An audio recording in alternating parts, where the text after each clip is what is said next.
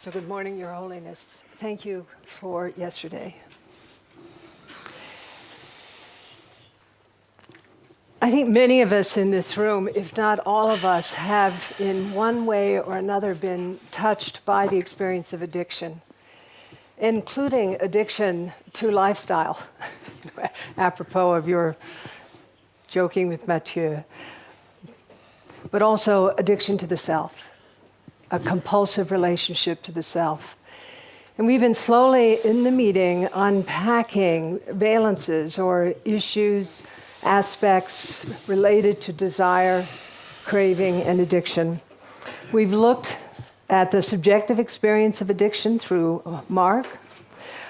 We've also explored basic neuroscience perspectives, not only from the view of the lab, the bench, but also from the view of life. And thanks to you, Jimpala, we had a kind of visit into ancient Indian psychological perspectives on the issues related to desire and craving. And I'm grateful for Vibeke opening up the relationship of social contacts and its influence on addiction, and how society actually views addiction might prime addiction itself. So today, we have the opportunity to explore with Mathieu classical Indian psychological perspectives on craving and addiction and possible interventions. And looking at interventions from a contemplative perspective. So you and Mathieu are old friends. I don't think I need to introduce Mathieu to many of you in the room, but to some of you, just to say, Mathieu received his PhD degree in molecular genetics at the Pasteur Institute under French Nobel laureate François Jacob. After completing his doctoral thesis, Mathieu left his scientific career and concentrated on the practice of Tibetan Buddhism. He's an author, photographer, and collaborator with various neuroscientists in the study of meditation, particularly Richie and Tanya Singer. And Mathieu, you for many years have been involved in deep service to peoples of Tibet, for which I am so grateful, as all of us in this room are grateful. So we're looking forward to your presentation this morning. Thank you. So, Your Holiness, if Tubdan Jimbala feel awkward to present, in my case it's about 100 times more, because I didn't do academic studies, as you know. I had the great fortune, of course, to live near great masters, including the Khyentse Moshe. And so, as a humble disciple, I'm so embarrassing when someone say like friend of His Holiness. So I'm going to share a few ideas from the practice and experience. That's what I received from my teachers. And so I wish to reassure you that this is not my hermitage.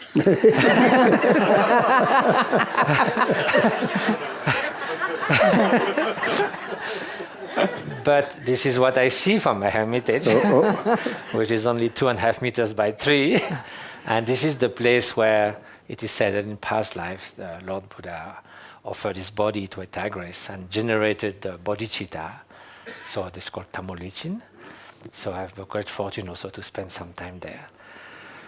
So I thought to...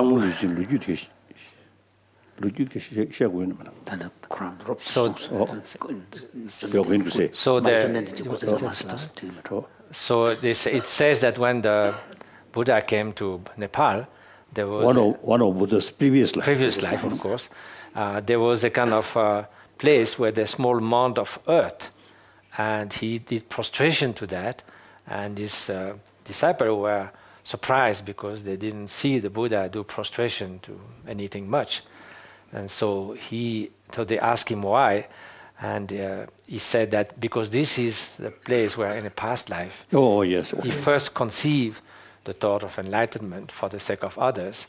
And the story was that he was a young prince with his brothers going in the forest, and he came upon a starving tigress with their little cubs, and she was about to die, and they were all going to die of starvation.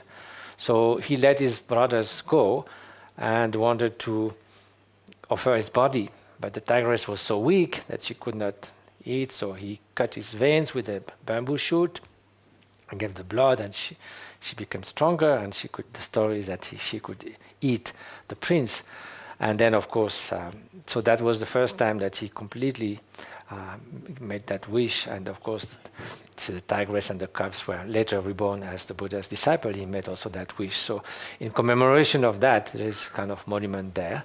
And it's one of the three main places of pilgrimage in the Kathmandu Valley in Nepal. So that's why also we have a retreat center there, which I'm happily spending as much time as I can. So I thought today to try to... So later, one of important disciple of Nagarjuna, Ghosh. Ashwagosha. Oh, he at the end of his life, he want carry on practice of Buddha's previous lives. Previous lives. Then he very much attracted about this story. No? So then somehow he also, you see, come across one tigress. Tigress, no. Oh.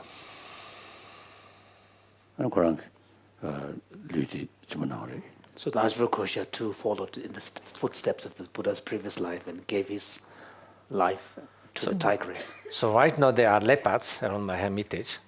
Sometimes I see in the morning the poops of the leopards. I'm still, why not you practice I'm that? not quite decided yet. I think Mithu's life, I think living and work this, I think much more better than give. But if it happens by accident, then at least I have a good story.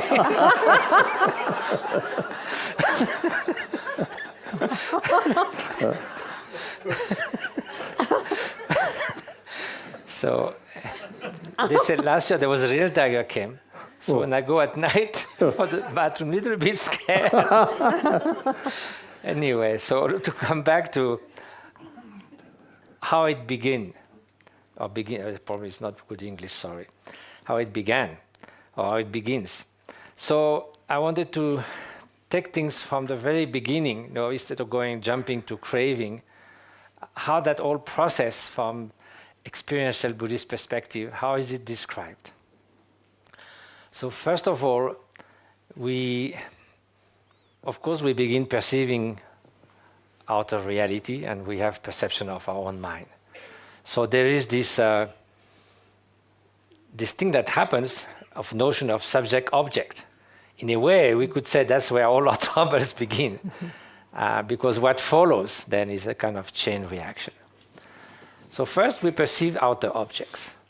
So if we were just perceiving reality as it is, and if we didn't build a gap between the way things appear and the way things are, then that's what is supposed to be an awakened person, someone without confusion, without the veil of ignorance.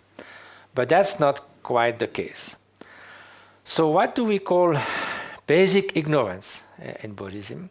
It's not just not knowing the telephone directory by heart or lacking a certain number of plain information. It is a basic distortion of reality. And how does that distortion occurs? Well, when we perceive things, almost immediately we have a tendency to think that somehow they have attributes, qualities that we sort of project upon them or superimpose upon them. When we see something, I see this watch or something, I cannot but think that this is existing on its own. It has certain qualities. It is some kind of permanence. That's why I call my watch, although it cannot be really my watch. It's not part of myself. But somehow I think it's the same watch like yesterday. So already I've superimposed on this watch mine plus it's permanent, and so forth and so forth. And it's desirable if it's a nice watch, or if it's broken, sort of upset with the watch. So this qualification, somehow I assume it sort of belongs to the outer object. So Then from my side, from the subject side, although my experience is a kind of continuous dynamic flow of experience from birth till death and seems to be much after that, but I somehow feel that deep within, the little boy, the student in Paris, now the aging monk, there's something there that is me that's always there. It's something constant, it's unitary, it's somehow autonomous, and it's kind of the core of my being, and without that, I'm nobody, and it's got a lot of loss. So I have to get this kind of feeling of security, I think security, of feeling that there is this kind of core, that's me. So then I start to reify self and phenomena. And this is, so the whole Buddhist investigation is to show that actually this is already a construction of the mind. That if you see, in the sutra we say, give it the example, that for instance the body of a beautiful woman is a temptation for a renunciant, is something that will give for a worldly person is an object of love and attraction, and for a tiger it's a good meal. So completely different perception, but yet we believe that despite that characteristic of pleasant, unpleasant, desirable, undesirable, friends, enemy, somehow do belong intrinsically, and we don't see that it is a mixture of our projections, the consciousness mingling with outer phenomena, something crystallized, this object seems to exist, it has such characteristics. And similarly, we reify the self as being autonomous existence. But if we look carefully, it's very hard to find it. I'm not going to go in detail, but you can find it in the body, you can find it outside, if you look in the mind, past thoughts are gone, future thoughts not yet there, present thought is ungraspable. It's very hard to find such a thing. So this is a kind of misconception, but we function like that. And especially regarding to the self, once we believe that this is the core of our being, then we need to protect it, we need to please it, so we become extremely vulnerable, of course, because the whole world is somehow going to be either something that after this superimposition, something that we need to attract because we feel it's going to be beneficial to the self, or something we need to push away because we feel somehow it's a threat to the self. So it does come with this reification of something is intrinsically harmful or threatening, and there's something there that is a target again that is somehow vulnerable. So that, of course, is that basic thing that gives rise to attraction, repulsion, which is the two first sort of movement once this subject-object, this dichotomy has been reified. So from then, that will unfold as more diverse, what we call deluded mental state, afflictive mental state, or friend Bob Thurman just call it addiction, because somehow it's addiction to the cause of suffering. So classically we distinguish 5 major of mental perturbations or afflictive or destructive mental state. The strongest and the most sort of destructive one being hatred, but also craving and lack of discernment. And in that case, it's not so much the basic ignorance, but it's lack of discernment about what needs to be achieved. Lack of discernment, what was to be accomplished, was to be avoided in terms of law of cause and effect. So it is among the 2 kinds of ignorance, not about ultimate reality, like the first one, but about law of cause and effect. And then pride or arrogance, and jealousy or envy. And so those are 5 major. But then, of course, in the Buddhist scriptures, we speak of 84,000 of those.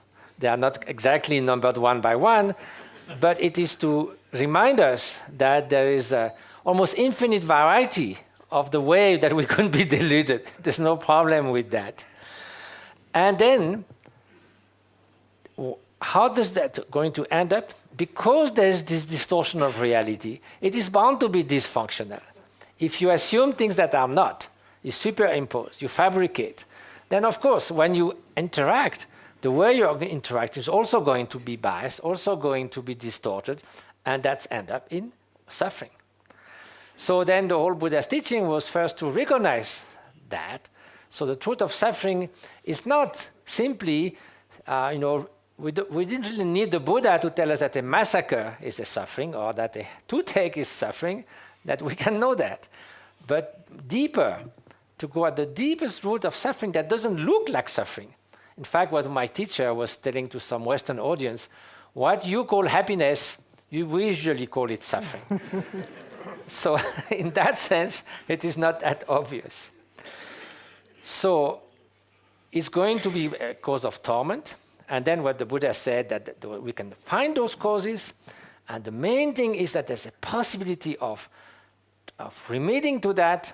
Otherwise, why bother? Because the antidote to ignorance, of course, is wisdom. And so therefore, there is a path. There is methods to that. The antidotes of various kinds, including for craving, addiction, and so forth, that is part of the path. So that's basically how it sort of happens. So from a very basic, starting from the beginning. So now let's go more specifically to desire, craving, and addiction. So first there's, as Ernest mentioned, aspiration. And aspiration, of course, so there's desire, which is almost like wanting, craving and grasping and addiction. So they're sort of increasingly sort of afflicted. So aspiration is something that can be very vast. It can be inspired by motivations, of course. So if your motivation is to free sentient beings from suffering, it's an attitude, the way you relate to the outer world and you relate to others. And it's a worldview. Do we see ourselves as a separate entity? And all I need to do in a little bubble of self-centeredness is to build my own happiness. And I'm not necessarily against others' happiness, but that's not my job. That's a worldview. Or do we feel that we all belong to same human family or even to the family of sentient beings, including all living sentient beings? So that's a worldview that will give rise to various aspirations in life. Whether I'm concerned about myself, of others, for a small number, large number, short-term or long-term. So that's a kind of motivation attitude. So of course, an aspiration depends entirely of the wholesomeness of your motivation and worldview. I mean, so that will make the difference. So likewise, desire and wanting in itself. It's often we hear that Buddhism aims at suppressing all desires. And as His Holiness said, we'll just sit on our chair and fall asleep very quickly. So if we don't want anything, then what a kind of life? We're like vegetable. So desire is all the driving forces.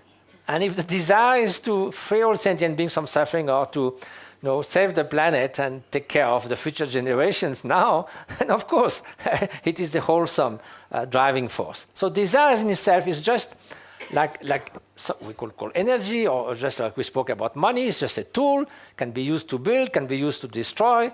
So desire is the same. As long as there's no motivation, we can't say is desire is going to be afflictive or constructive.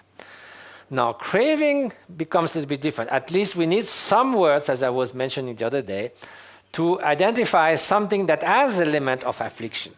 So craving and grasping are mental state in the sense that there is now a kind of different mental events like thirst or grasping, clinging, self-centered considerations, and a lack of control. All these things will set in.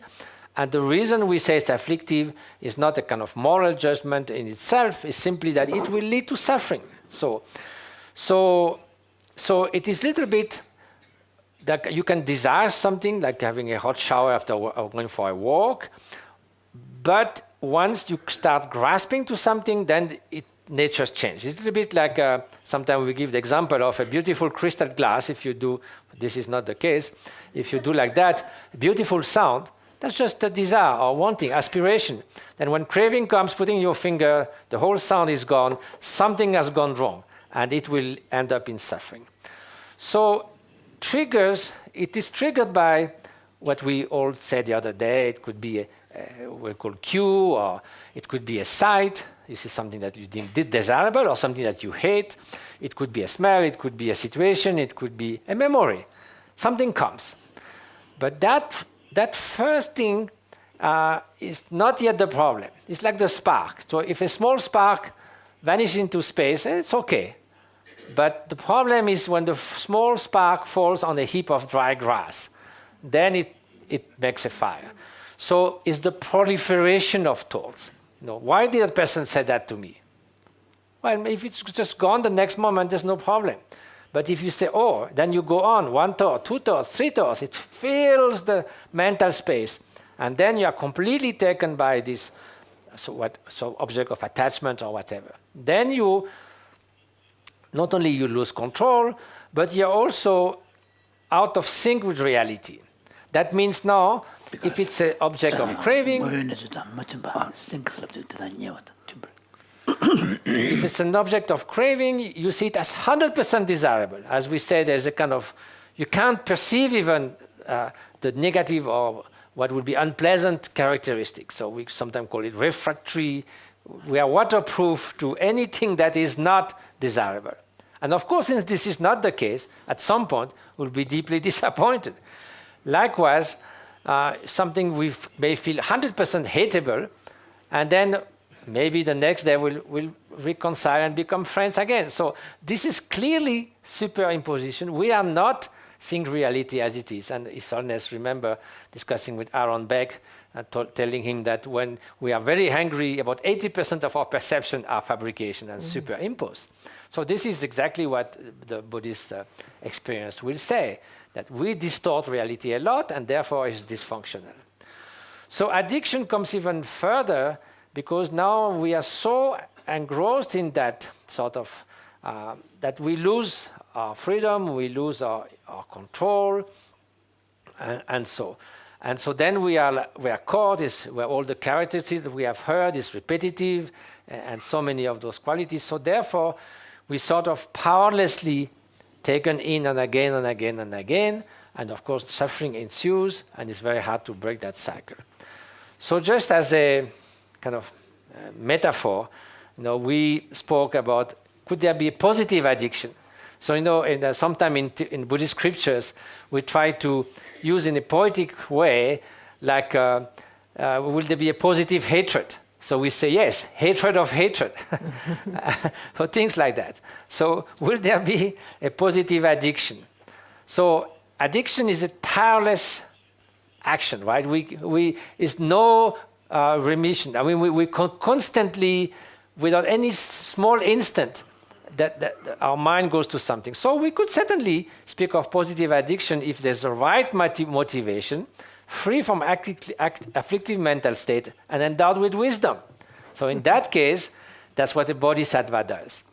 Because a bodhisattva will never let go, even for a single instant, totally addicted to the determination to free all sentient beings. And it's exactly the vow of the bodhisattva that not for one thought should give up that extraordinary determination and pledge and aim. So in that case, we could metaphorically speak of positive addiction. And that is explained in that prayer, which is known as mentioned from Shantideva. As long as space endures, and as long as sentient beings exist, may I too remain to dispel the misery of the world. So that's wonderful, enlightened addiction. So now, so how can we deal with those strong sort of impulses and emotions, and say like craving, when we are drawn to something, seeing it as 100% desirable, and we hardly see anything else, and so there's this movement. So we could say, well, the easiest way is to indulge in it. So, and then that will be done, So then, we have a strong urge, we're satisfied, and that's it, no need to bother. The problem is, it's not what happens. By experiencing it, we do two things. We reinforce our tendencies to do so. We lower the threshold of the trigger that will make us want to indulge into that. So we become even more, we even reinforce that tendency. And we say it's like drinking salty water. The more you drink, the more you're thirsty. So that doesn't really work. So then people say, well, you have to repress it, suppress it. But then it also doesn't work, because it's like keeping a time bomb somewhere hidden under your chair. Now, that thing's not going to be solved. It's still there, and it's ticking away, and it's going to blow at some point. So also doesn't work. So those two are usually not very successful. So now, how to manage with skillful means? So that's really what we have to do. We have to use our intelligence and our experience and methods and skillful means, that we don't let this flood of craving be just go on. We don't stop it, leaving it intact. So how do we do? So first of all, we must realize that the craving as an affliction is not going to do us any good. So we don't want to be complacent about it. And there's another phrase from the way of the Bodhisattva of Shantideva, who says, craving and others and the other passions are enemies without hands or feet. They are neither brave nor intelligent. How have I become their slave? Entrenched in my heart, they strike at me at will. Enough of such ridiculous patience. So we must do something. I have suffered long enough. I must find a way to get out of it. So then, when we are any kind of those overpowering emotions, why are they so powerful? In fact, it's not like a general of an army with 1,000 troops. It's not like a blazing fire that engulfs the room. It's not like boulder rolling down the hill. It's just a bunch of thoughts. And they may seem very impressive. Now you look at the monsoon clouds, you almost think you could sit on it. It's so bulky. But if you go with an airplane, everyone knows, it's shaking a little bit. Otherwise, there's nothing to grasp. When you are there, there's nothing to grasp. But yet, it's so powerful. So how come?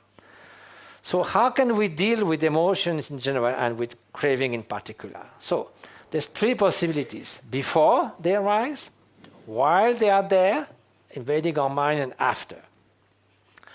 So in the beginning, we are not prepared. When they come, we are overpowered. At the end, we sit there having experienced the full catastrophe of hatred, anger, and craving, and so forth. So we have to begin with after, in fact. After, first investigating the causes and consequences. How did I get into that mess? What are the causes? The situation, the context, the environment. Did I hang on with the unvirtuous friends? Or did I just on my own got caught up in these things? And how do I feel now? Look at what my present condition is. Do I derive any fulfillment from that? So, but just an honest sort of acknowledgement of that we are a mixture of light and shadows. That's where we are now. There's no point to be blind to that, but it's not. We cannot say it's an optimal condition. So after, we could have some kind of regret. We speak of different forces that will help us to deal with. Regret is not guilt. It's not like I'm useless, this is how I am, this is hopeless, and anyone is also the same thing, and the world is so bad anyway, so nothing is going to work. Regret is simply recognizing how did it happen, and this was not the right move. So therefore, why should I again repeat that and be addicted to the cause of suffering? So we may need to seek support. So in the case of sickness or addiction, it could be seeking for counsel, seeking for help, seeking for a friend. In the Buddhist context, we'll take support of a spiritual teacher. We may sit in front of the Buddha and take it as a support of our try to get out of that and our transformation. Then we need to apply some kind of antidote. So if the counseling person will give you some kind of advice, then you'll try your best to put it in practice. And if in the case of the Buddhist practice, there are a lot of practice to try to sort of get our mental stream free from those afflictions. And then after that, we need to make a kind of pledge and determination if I say, oh, it's okay, I can go to see a counselor and do some practice, or in the case of Buddhism, I can confess my problems, so I can do it again because there's a way to repair, then of course it's not the right way to do. So making a pledge that whatever it happens, at any cost, at least now I make that pledge. So that's really prepares you for then dealing a little bit better before the craving arises. So before the craving arises, as we mentioned yesterday or in the past days, we need some awareness. We need to be ready, as also Nora said, when we know that the plate is very hot. If you have to touch it, we know, and we're not going to jump. We'll do very fast. We pick up something, so we're sort of ready.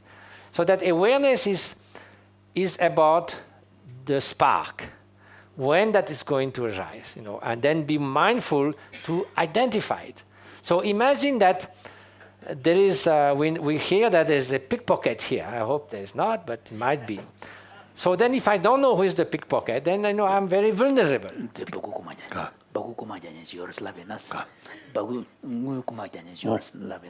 So if I don't know who is the person, so I may be a little bit, first if I don't know there's a pickpocket, I'll be mindless. And of course you'll get an easy way. If I know there's a pickpocket, I'll be a little bit more careful, but I don't know who. So still I'm in trouble. But if I know who is the pickpocket, then I will never lose sight of that nice person. So if I know that craving has put me in so much trouble, then when it starts showing its head, I'm not going to let it be. So it is really the time of the spark that needs mindfulness, that is awareness. Because when the forest fire is there, Isone says, when the forest fire, what are you going to meditate upon, So that's too late. But the spark is much easier.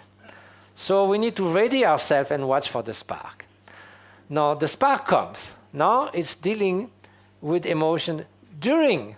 So the spark has arisen. The first craving has come in your mind, the cue.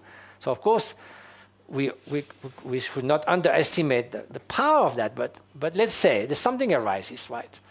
So now there is all the methods that can be used during. That means as the moment the spark has arrived. What do you do? So there are, at least in Buddhist practice, there's a host of methods, and I cannot review them because as there are 84,000 afflictions, there's also 84,000 entrance door to dealing with that. We say there are equal number, 21,000 to deal with hatred, 21,000 with desire, 21,000 with ignorance, and 21 extra thousand to deal with all the subtle aspects of those. So there's a lot of ideas, and it won't fit in this PowerPoint. But there are three sort of main ones. One is to apply a direct antidote, like heat and cold, fire and water. You just try to identify the mental state that is mutually incompatible with the one you are going to get rid of. So in case of hatred, it's very, very easy to see. It's like loving kindness, benevolence. You cannot give a blow and stretch a friendly hand in the same gesture towards the same person. Those are mutually incompatible. In the case of craving, it's less obvious. So traditionally, we do say that if the craving is clearly associated, which unfortunately is not always the case with addiction, with being completely engrossed in the desirable aspect of the object. This object I cannot live without that. It's 100% desirable. Then the antidote is to meditate on the undesirable aspects of it. And for instance, the classical example about being compulsively attracted to the beauty of another's human body will be to imagine what it will be if I take out the flesh, the bones, the organs, and heap it up in front of me. Not so appealing at all.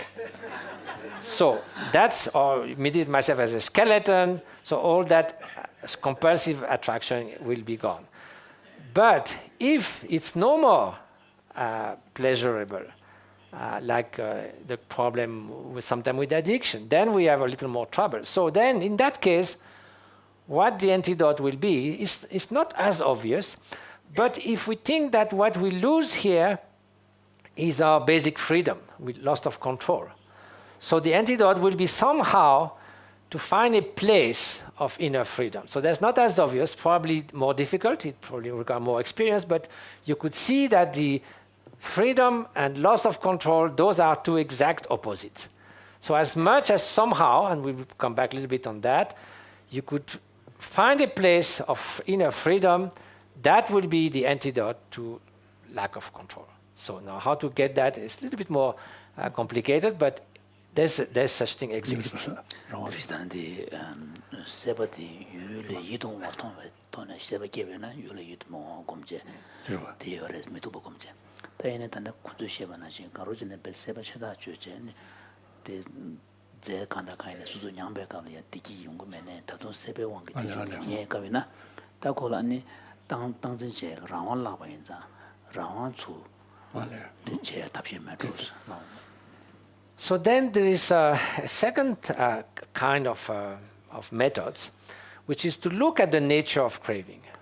And within that also there are, and the third one, which I'm going to see because it's using as a catalyst. So the second one, looking as the nature of craving, there's also different aspect of it. One is to not associate mentally with the craving. Because, for instance, when the craving is there, or same with hatred or anxiety or whatever, it just fills our mental landscape. It seems that we are one with that very powerful emotion. We are craving, basically. It's nothing else. But we always have the capacity, at least, to look at craving with the eye of awareness. Because the mind has this faculty, no matter what. Even you are caught in it, at least you can take it as an object of your awareness. Like if you look at the burning fire, you can look at the burning fire. And if you think about that, that in your mind that is aware of craving is not craving because it's awareness. And the experience shows that if you keep on doing that, in the beginning, that craving or anxiety may not go right away, but since there's now an element of something there that is aware but not craving, it has a tendency to grow, and the strength or the solidity of the craving or the anxiety has a tendency to melt. So of course that's easier to say than done, but at least experience shows that if it's done with enough experience or skill, we say, again with the poetic image, that slowly the craving will melt like the frost under the morning sun. And the sun, the warmth of the sun is like this awareness. So that's one method, and the interest of it is that there's an element there of mindfulness, awareness. By nature, is not craving. So that's already something. And then the second point will be to recognize its lack of intrinsic existence. That seems to be more theoretical, but in fact, you see, I spoke of that impressive monsoon cloud, so impressive, you could think you could sit on it. And when you go, it's nothing to grasp. So similarly, if you look at this, again, don't look at the object of craving, but the feeling, the experience of craving itself, and look at it, and what it is. Again, it's not something solid, there's no color, there's no shape, maybe it's making a knot in my chest, but where? So the more you look, just looking at it, you can't find any kind of entity that is solid, that is like a rock or fire or whatever I mentioned. So that fact of looking, yes, it is strong, yes, it is manifest, but ultimately, it is a mental construct. It is devoid of intrinsic existence, at least on the experiential level. Of course, there's a physical component, but in the end, the physical component, it's translated to a mental experience, and that's what troubles you. Otherwise, there will be no trouble if you didn't have consciousness. So that we can do, and ultimately in Buddhist teaching, we say, yes, it appears, yet it is devoid of intrinsic existence. That's what we call emptiness of intrinsic existence. So then also so it's more of a way of looking at the nature of it. But then as a skillful means, there are methods which, you see, if a powerful thought comes and then it goes immediately, then there's no this kind of proliferation. So that's where I think the ultimate skill is. You cannot stop it from coming. Anyway, if it's there already, what can you do? You cannot stop it, it's already there. So there's nothing to do about that. But you can avoid that it proliferates. And that's really the key, at least in Buddhist meditation, not to let it multiply. So we give examples, like drawing at the surface of water. As you draw, the water is undone. Or like a bird passing through the sky, it passes through the sky, it leaves no trace. Even 1,000 birds passes, they don't leave trace. So if you don't lose sight of the sky, which is the basic nature, then you don't get caught.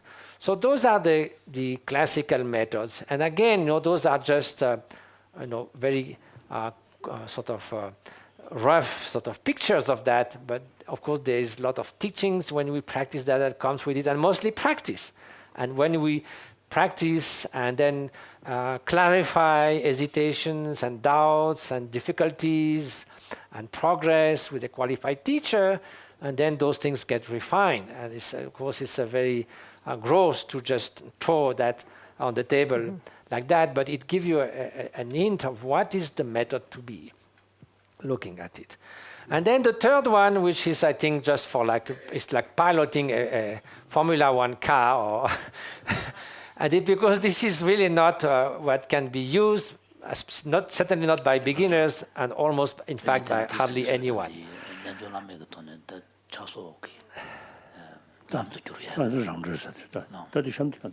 Using it.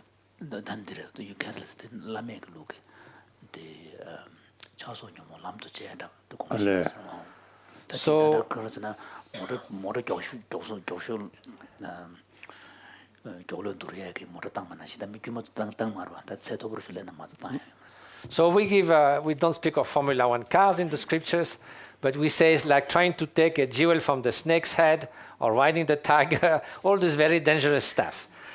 So in fact, it is based on the notion that by fundamentally those afflictions, if you look at it, their ultimate nature is emptiness. So how to use that in a practice? For instance, in the case of anger, you are sort of sleepy there, and someone shouts an insult, you wake up right away. How did he dare to say that to me?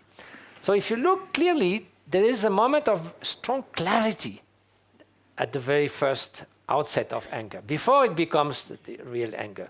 So if you could just stay with that, the clarity, then your meditation could be enhanced. Likewise, in craving or desire, there's an element of bliss if it's not deluded. So if you could just stay with that, without going further in the deluded aspect or the compulsory aspect or the one that leads to torment, that also will be fine. And so, and likewise, in ignorance, we say there's an element of freedom from concepts, but before it becomes stupidity. So those could be used by a very skillful practitioner. So I just wanted to put it here to give a complete picture, but usually that's not what we begin with, by no means. So, but those three techniques have one goal, and that single goal is to regain one's freedom, not to be the slave of our thoughts. And whatever method we might use, what we need is the method that works for us at the place where we are. It's like if you want to open a door, it doesn't matter if the key is made of iron, of silver, or gold. The key you need is the one that opened the door. So in likewise, whichever method is suited to the moment where you are, to the capacity that you have, and to the extent of your trouble, that's the one that will be necessary. So it's like a panoply of a skillful physician which has a lot of different medicine. If you just have a flu, you're not going to take a medicine for leprosy or TB. The one you need is for the flu. So, but addictions have a kind of a triple challenge, as we said yesterday. So for any change, so I know it's more like sort of scientific vocabulary, but for any change, you need to overcome tendencies. In the same way that how we build up tendencies, at least those we didn't acquire so by some whatever influence of genetics or in Buddhist term from past lives or whatever.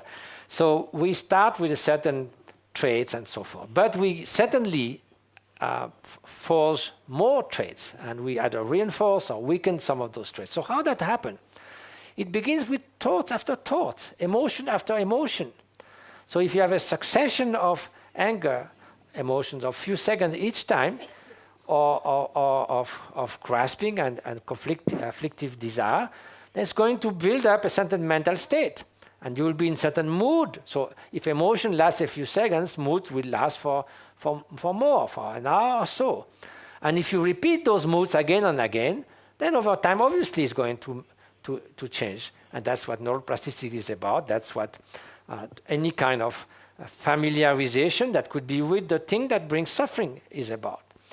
So then, now, you cannot just you could have an antidote for an emotion that is coming now, and that emotion is solved, but traits have been accumulated over a long time. So you can't expect you get rid of traits just like that. So if you give the example of a roll of paper that has been rolled tight for a very long time, it has taken some kind of bent. So if you put it flat on the table and you lift your hand, it will roll again because it has taken a kind of shape. So that's kind of trait. So now what we need is to either do it many times or put it under a heavy book until when you lift it, it stays flat. But that takes time. It won't be, again, you need to work in the same way, emotion after emotion, thought after thought, day after day, months after months. And from the scientific perspective, that sustained efforts are required to bring neuroplasticity. So that's what mental training is about. That's what we have been looking to our collaboration over the years, and that's fine. But from what I gathered the last few days, it seems that, so that's already a challenge, because it needs perseverance, it needs determination, you need to do the right method at the right time in the right way. But it seems that, as we have been discussing, there are two further challenges. It seems that in the case of addiction, neuroplasticity is somehow slowed down. What's I understood, that somehow the hippocampus, which integrates novelty and which is very important in training, seems to be less active, and that you are less sort of receptive to novelty because you do repetitive sort of behavior. So in that case, not only you have to go through a process of change, but that speed of that process is also impaired in a way or slowed down. So you have a second challenge. And then the motivation. So if you have a strong motivation to change, you go to a hermitage, you do it for 6 months, you are carried by that enthusiasm. We speak of perseverance in Buddhist terms as the joy to go to practice virtuous deeds, or the joy in form of effort. So, but here, the motivation is weakened as well. I mean, you sort of don't feel to do so. Maybe it goes with depression, with stress, and I think the motivation system. So you have got facing 3 challenges, which is of course daunting in a way. So you need to address all of those, isn't it?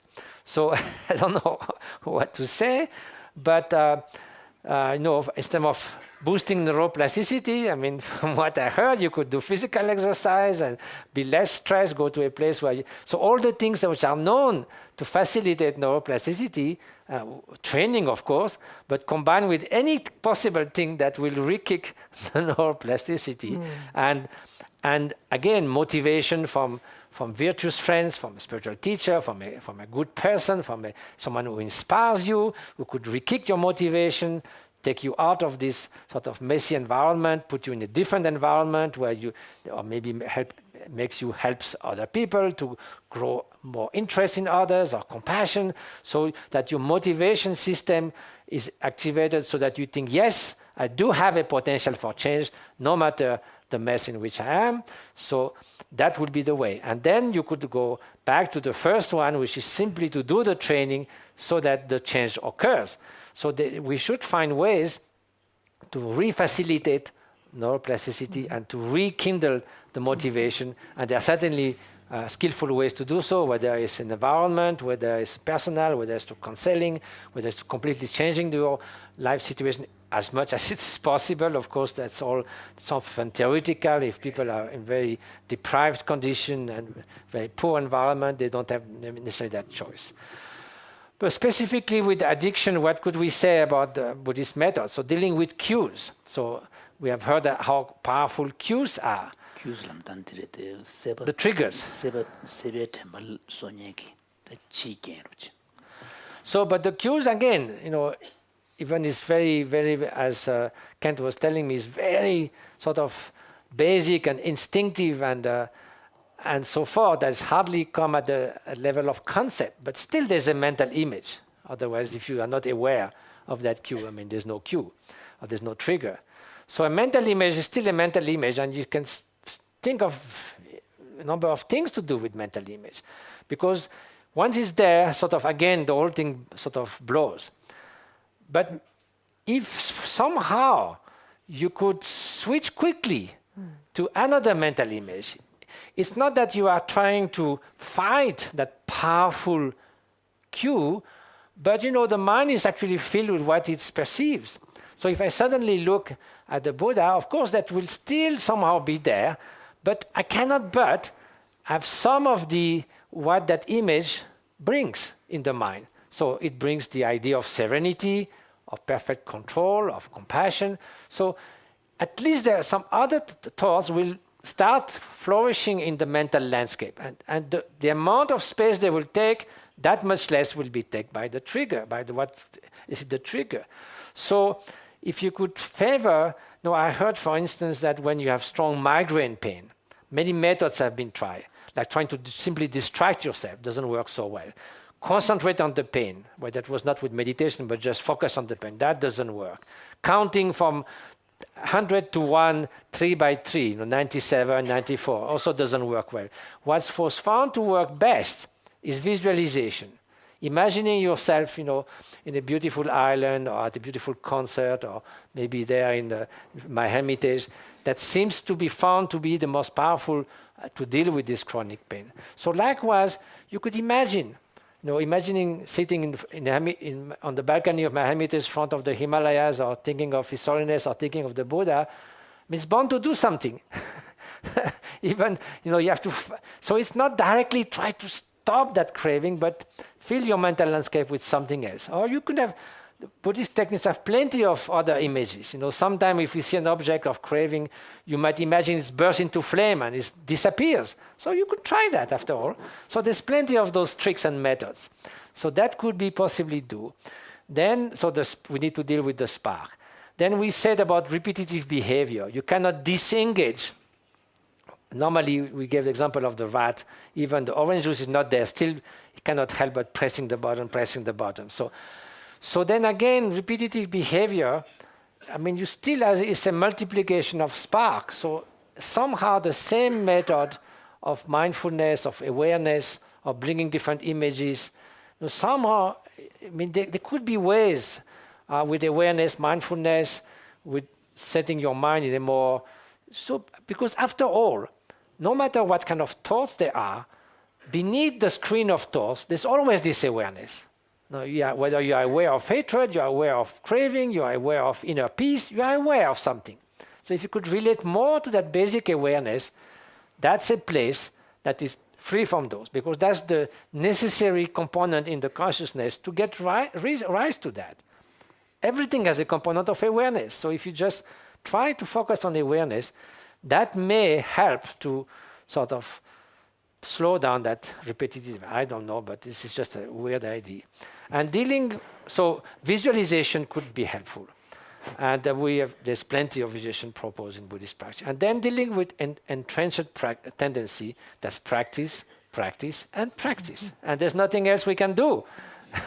Because as His Holiness said once in France, one of the problems sometimes is that we think that enlightenment, or in that case freedom, should be easy, quick, and if possible cheap. Mm-hmm. So that will not work.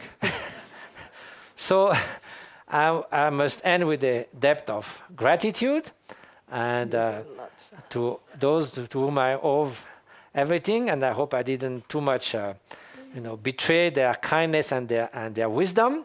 So to my first teacher, Kangyu Rinpoche, and to Dilgo Khyentse Rinpoche, who His Holiness knows very well, Trisha Rinpoche, and of course His Holiness. Thank you so much.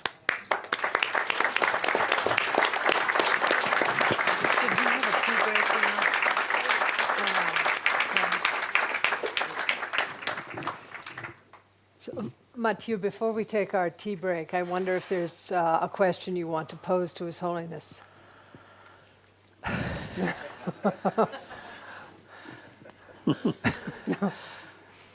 Well, one of the things that Nora said, Your Highness, about the fact that these repetitive things, even she said yesterday, even we remove the orange juice, the rat keeps on trying to get it, and he doesn't move to, okay, there's no orange juice, I should do something else. So in Buddhist practice, that repetitive sort of tendency to still go to the object of craving, that seems to be one of the main problems with addiction. How would we deal with that? Yes. What will be about the many methods? What thing will be helpful? I think you already mentioned. The Jikshana, I think I may add, many of these destructive emotions, one cause is that So sort of endowing some kind of intrinsic attributes to the object. that you already mentioned. Now, another factor is extreme self-centered attitude. So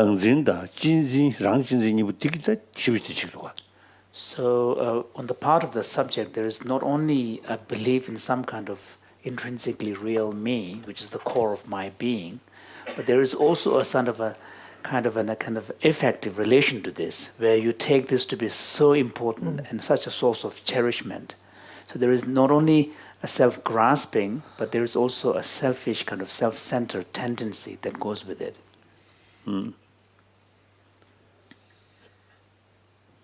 제가 랑진진 로디 도스 마직 가서 냐로 짜투나 현지 다디냐 자 답시디 현지를 놓고 해야 들거든.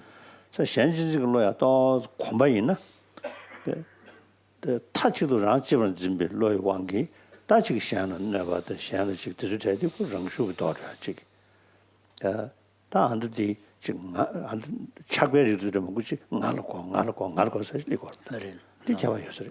So if we somehow find a way of kind of releasing the strong grip of this excessive self-focus, where we take ourselves to be so important to the point where we are oblivious, we don't see the well-being of others and their interest. So if we are able to dampen that down, to release the strong grip, then the only way to do that is to shift the focus more from self to others, to include others.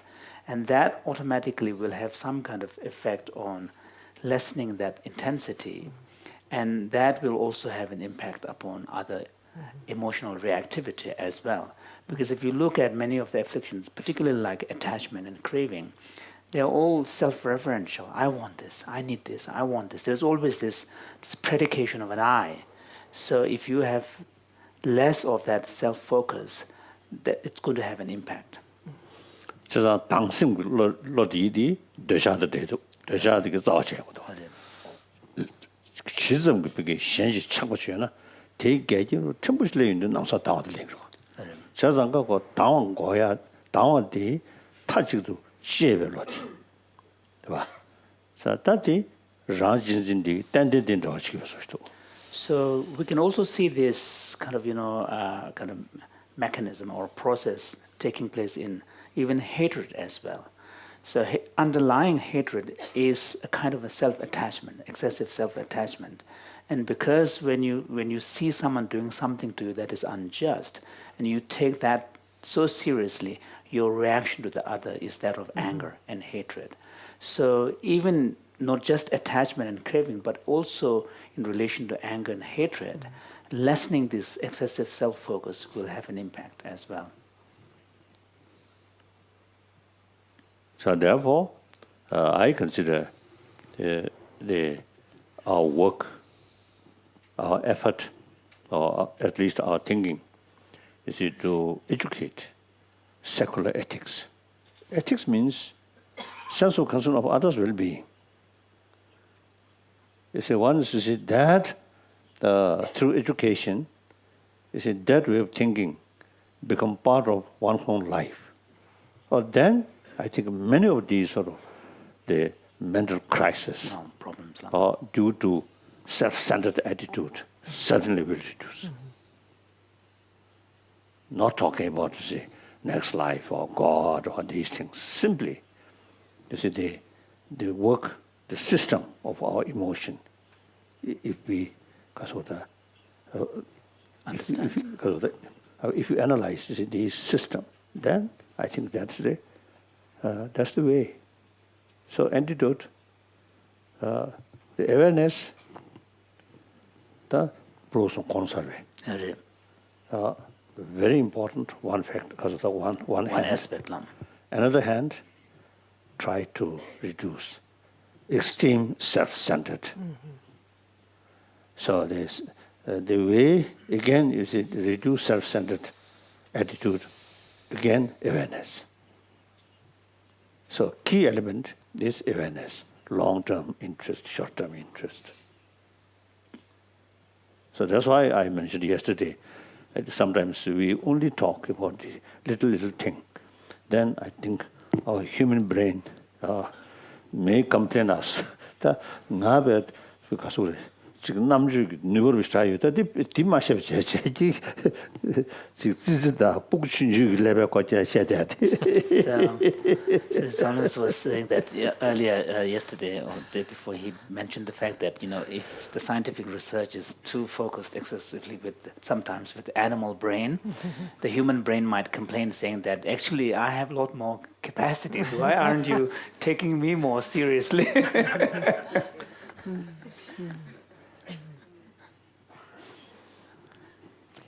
Thank you. Thank you very much. As a practitioner, wonderful. Thank you.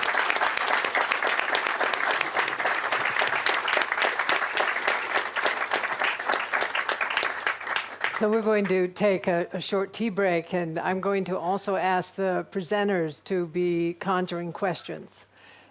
We should have a very active discussion in the final hour of this morning. Thank you very much.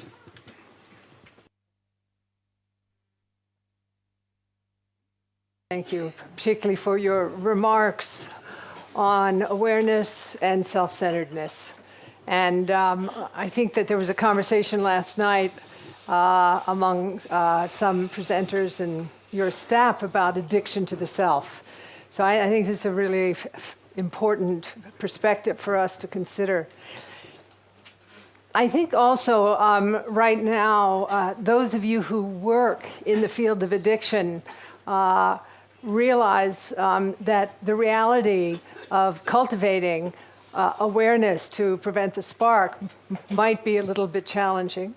And also, neuroscientists who understand how the brain operates might have the perspective that hijacking the prefrontal cortex is something that happens in the experience of addiction, and so it might not be so easy to prime awareness in these conditions in order to prevent the cascade of destructive conditions. So what I would love to see us do in this hour is to really begin to unpack these issues, both the issue of context that you are dealing with in your work of how social conditions affect the experience of a person who's addicted, and also how the brain operates in these conditions. And what is your vision of how we can actually prime awareness at the level of prevention, and how we can also produce a view of the self that is liberated, not confining, and conducive to suffering. So I hate to put you on the spot, Richie, but could I ask you to begin the discussion, please? Sure. Well, Metula, your discussion, I think, was extremely helpful, and Your Holiness, in your comments afterward, focused on this issue of awareness as one component and reducing extreme self-centeredness as another. In our discussions yesterday, one of the things that you said, Your Holiness, is after hearing about how the brain is affected by addiction, you, I think, very naturally came to the conclusion that someone who is extremely affected, it may be very, very difficult, and maybe more of our effort should be focused on prevention. And this also is where the bridge, I think, can be so effectively made between this topic on craving, desire, and addiction and our initiative together in secular ethics. And so, particularly with children, I wonder if there are reflections or advice that you have on the issue of reducing extreme self-centeredness in children as they develop. This is something particularly when children reach adolescent years becomes very, very important. And nothing is more important than mine. If there is a way that we can help them to navigate this particular transition in life, maybe we can build healthier habits of mind that would be effective in preventing the cascade of later problems. I think in Emory University, it's your presentation. When book chujik so day to and the university, yeah, Kenyan to or come on, go in China, they magazine. Quite a judge, So, Richie, in your presentation at the conference in Emory, you showed a video of how children kind of instinctively prefer a helping behavior rather than a hindering behavior, based on that image of a block being pushed up or pulled, pushed down. So this shows that these are natural tendencies that the children have. And certainly, I think everyone, you see, I think much appreciate the smile of friendship, isn't it? So the children, I think as a social animal, I think at a young age, I think the basic nature of human being is some kind of sense of community. So play together.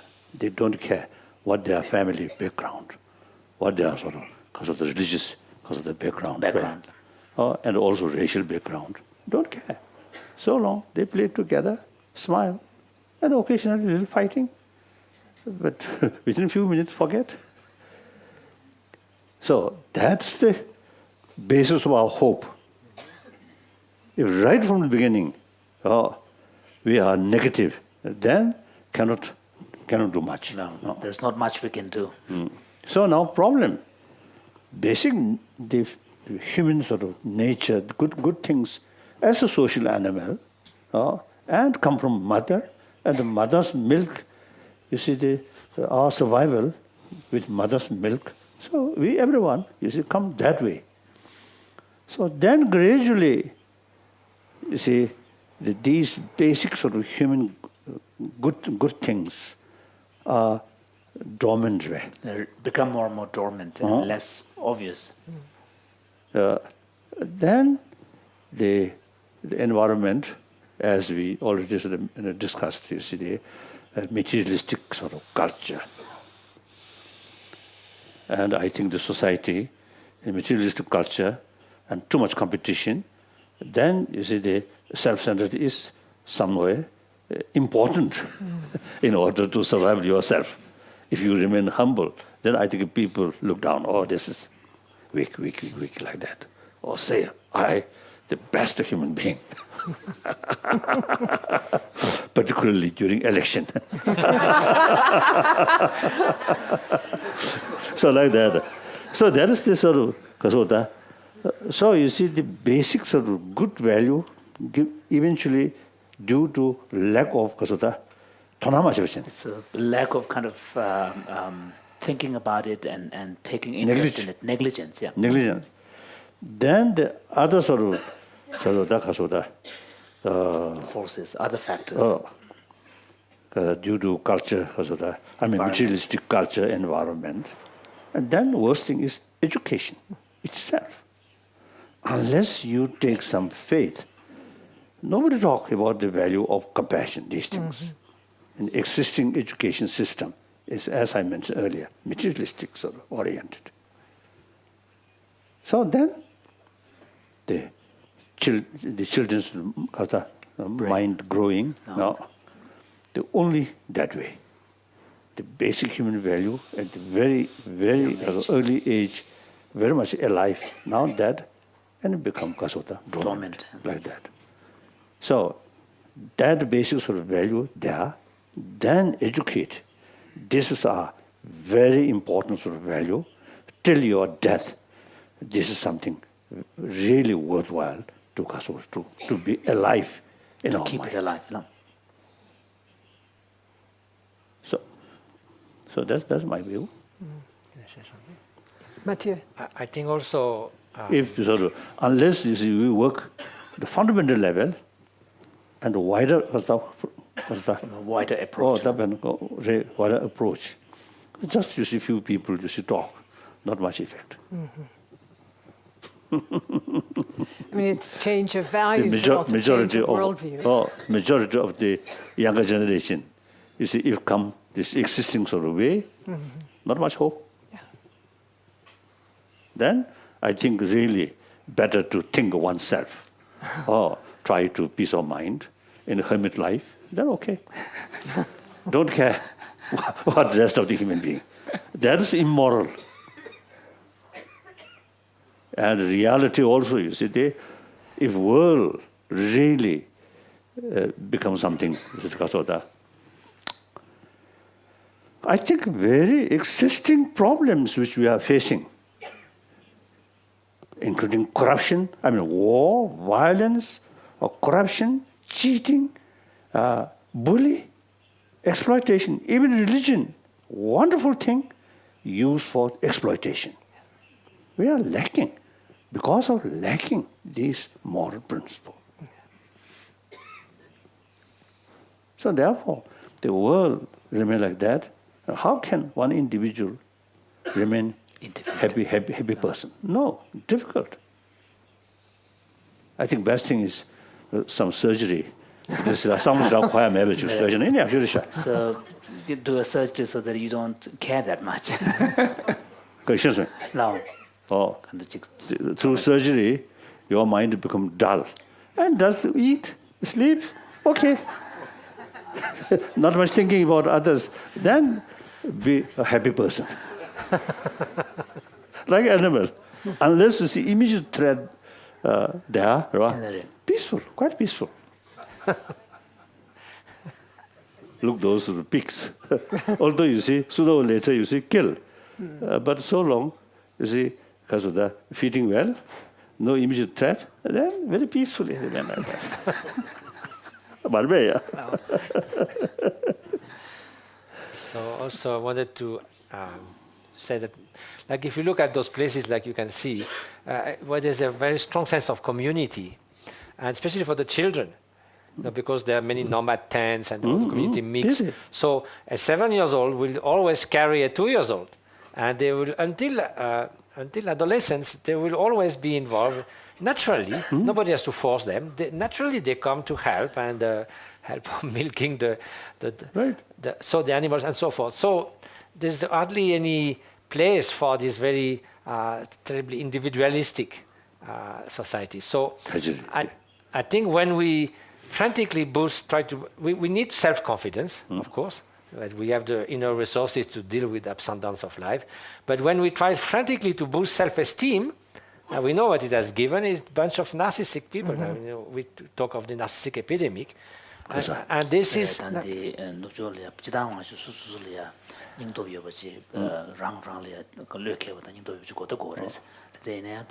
self-esteem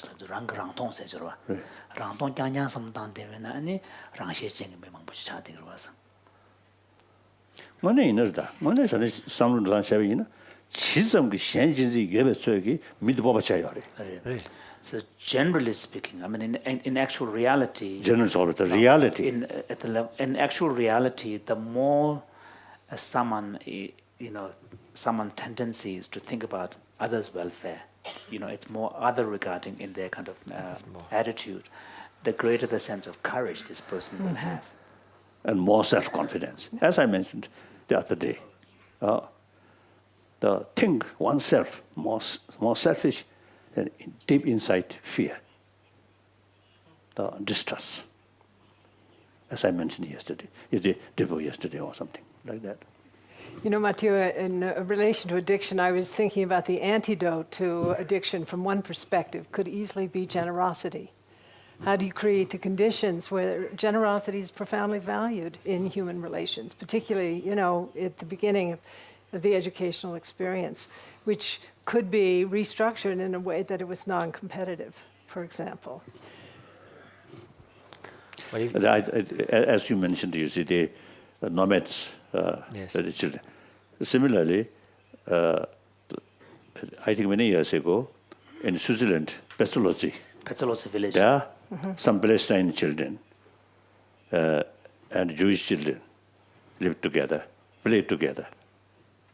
So no sign of, you and me. No. We and they. We and you, we and they. Then atmosphere, or sometimes education also, you see too much stress. We are Jewish, they are Palestine. That creates this, since 48, now still problems, still killing. If right from the beginning, this is stress. Jewish people, same human being, and particularly have to live together, one place. I think educate or stress on that, I think today's problem, I think maybe much less. Our case also, you see, some Tibetan, you see, too much sort of thinking, we Tibetan, and don't care, and want to create enemy, Chinese. That kind of attitude will not solve the problem. Only, you see, bring Chinese people as human brothers, sisters, together. We are willing, remain side by side as human brothers, sisters. Then we can solve this problem, isn't it? So the practical level also, you see, I think too much is sort of stress, you see, we and Self they. and other. That's the, maybe temporarily, I think Chinese sometimes you see now, they too much sort of emphasis about nationalism. For temporary, good, but too much, long run, difficult. So we must sort of stress we are also sameness of humanity. Now environment now telling us, isn't it? So it's actually the problem of environment and ecology is reminding us that there's, we don't have the time to be obsessed with this, dichotomies of east versus west and north versus south.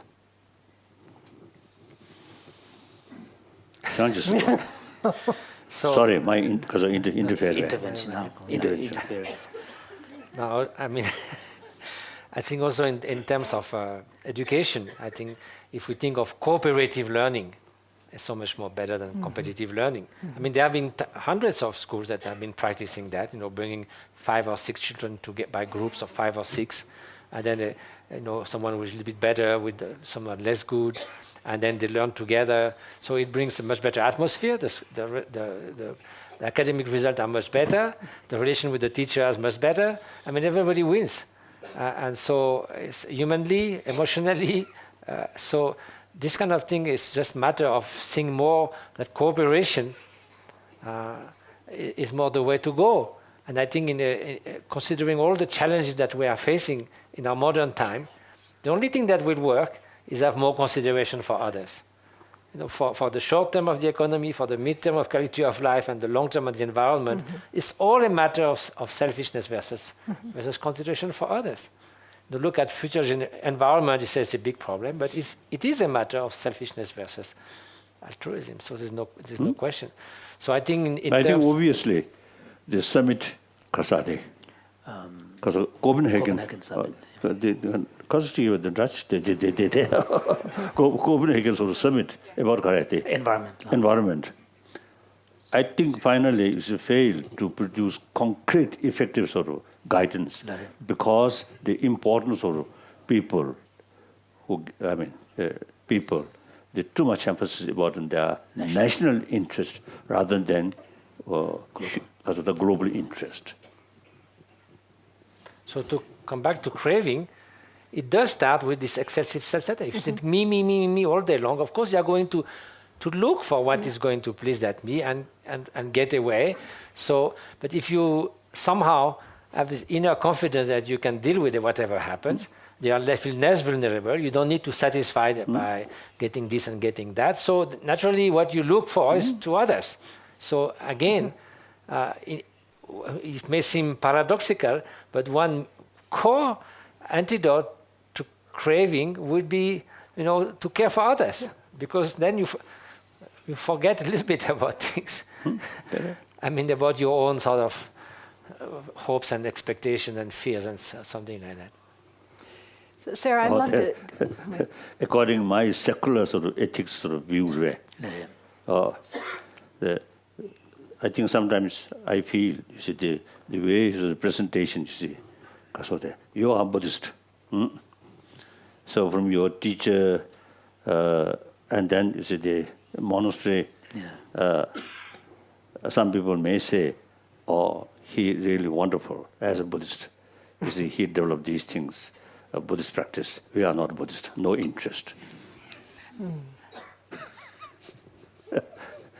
So that's why, you see, my book, Beyond Religion, means any religion, there's boundary. Beyond that, you can't go.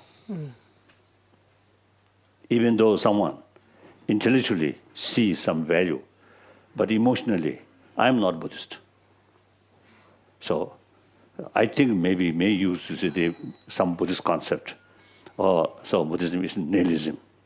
So not good. No, and it's not practical, for the kinds of populations, for example. So we are that you thinking work about with. humanity, Yeah. not thinking sort of Buddhist, whether Buddhist or Christian or believer. We are talking about humanity. So we should not create religious boundary. Right? Sorry, No. it's my job. So, but you say, I'm Buddhist. That's it. So you see, you create sort of good impression about Buddhism. I appreciate.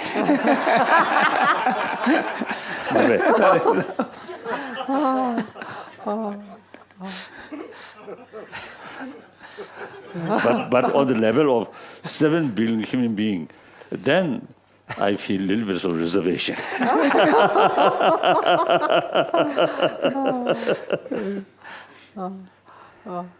So Sarah, you're in the trenches. You're doing the work directly with people who suffer from addiction. I'm wondering what your perspective is, and particularly in relation to, transforming how people view reality and self and other, and these kind of fundamental changes which will have cognitive and brain reactions, brain effects. That's quite a question. One thing I'm really struck by and curious about is this notion of addiction coming from this self-centeredness, and reflecting on many of the people that I've been working with, specifically many of the women are coming to mind who have spent much of their lives sacrificing their own needs, and are coming more from a place of depletion and deprivation, and perhaps going to substances, whether it's food or alcohol or drugs, for nourishment. And curious in terms of that, how these antidotes, I hear the generosity being one of the antidotes, and just curious how that sort of fits with someone who might be moving through the world in a very different way. In a quote, self-sacrificing way. Yes. Which. Yeah. Yeah. Thank you. Yeah. We know His Holiness mentioned, I think the other day, that when he was first told about the concept of self-hate, he just could not relate to that, and then it needed to be explained. So I think in those cases, there's certainly, I think someone has been under heavy burden of precisely having to become almost an instrument for others, or are being denied happiness by being abused or being neglected or completely put down. So in that case, so then the concept of self-compassion, which in the beginning we were a little bit, personally I was surprised, because in Buddhist classical we don't use that so much. But if we think about it, what it means is somehow to decide that we really want to do something good for oneself. And what does that mean? Is to recognize that even I've been denied happiness for so long, even I've been abused, even the mere name of happiness is painful because I could not access to it. Yet somehow, somewhere deep within, if I was able not to suffer, it would be better. So self-compassion is to acknowledge that with warmth and with seeing that it's possibly a potential. So when you sort of seek some way, and of course you are in disarray about where to find that. So it could be that something that provides some kind of relief in a kind of, we could say, fast and easy way, is of course welcome in the midst of all this denial of our well-being, of happiness and so forth. But then I think the next step, once you gain some understanding of that and you could build up a little bit of that, whether it helps for craving or not, but then you can also start to understand that even people are confused, even they look for happiness in the wrong place, somehow, like you, they would prefer not to suffer. And then from that basis, then you can also expand to others, and that can work. The two together, somehow. Whether it helps for craving, I don't know, but...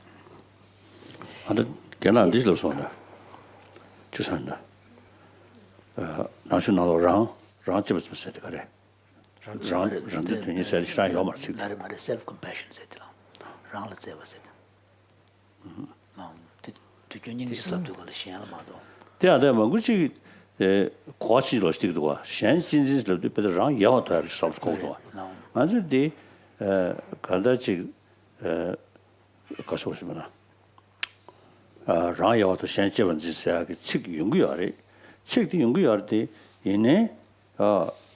디양 코디 다 가소리다 소소베 자네 가게 말씀했었지 디 코디베 노르다 아는 안저던 슝자 나로래 내가 당고 코라 꾸니 신을려고 랑드 추고 현주 수스도 랑드 세디도 같아 산지 고마 두야 돼 랑드 미유지 간 순고로데 애니 심지 샤비네 쳐도 저와 현준도 랑그 청주 탐됐잖아요. 네가 랑든 되니 그러시 리크도 같아. 이내다고디 자고 끊어놓고 샹을 편들어야 된다라. 랑이 너버데 맞춰야 된다리야. 성스던 거 야리. 이내 대들 쳐지 랑든 되니로 리겨 왔다. 게임도 같아. So with respect to this whole discussion on excessive self-focus versus 샹을 편들도 소소이네 죽어야지. 소디 샹든도 다 죽어야지 거데.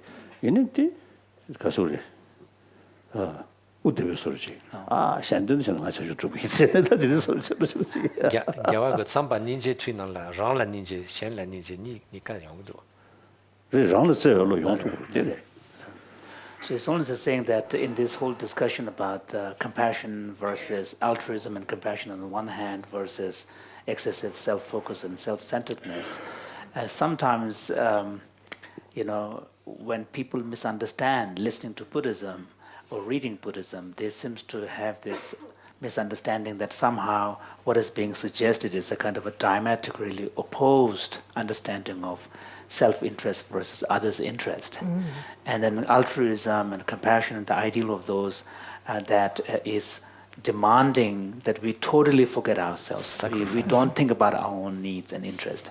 And this is not the case. And if you look at the classical Buddhist formulation or envisioning of what enlightenment is, even there, that there is an acknowledgement that there needs to be a fulfillment of one's self-interest as well. In fact, the conception of Buddhahood as a union of the truth body and the form body is an understanding of the... So these, the Buddhahood is actually characterized as the fulfillment of two interests, self-interest and others' interest. And also when you generate the altruistic awakening in mind, seeking enlightenment, you're seeking enlightenment for yourself, but for the purpose of bringing about others' welfare. So what is pointed out is not that you forget yourself or your needs, but the ultimate goal of your spiritual pursuit has to be of bringing about others' welfare. So it's not a question of dichotomy of self-interest versus others' interest. I'm just reminded of Michael McGrath's work in pathological altruism, and I feel like self-sacrificing behavior is also addictive in its character. So, I don't want us to separate, if you're behaving in a way that's altruistic, where you're harming yourself mentally or physically, that's pathological altruism. But it's basically a self-based condition. Yeah, Yes, so- I would like very much to know if Nora and Kent, from those few hints presented there from the normal Buddhist experience, whether you could see something that would resonate with the way you seems to approach, and if anything that could be used or not. At first, I'm resonating totally as a clinician because the way that you intervene in the treatment of drug addiction, one of the most widely applied evidence-based methods is the group therapy. And the group therapy, like Alcoholics Anonymous, Heroin Anonymous, one of the most important active ingredients that predicts outcomes is the ability of you as an individual to help the others in the same situation go through the transition of the process of drug addiction. That's a crucial step. So you become a mentor for someone, and you are there and guide them. And that is probably the most active component of it in terms of why it helps individuals.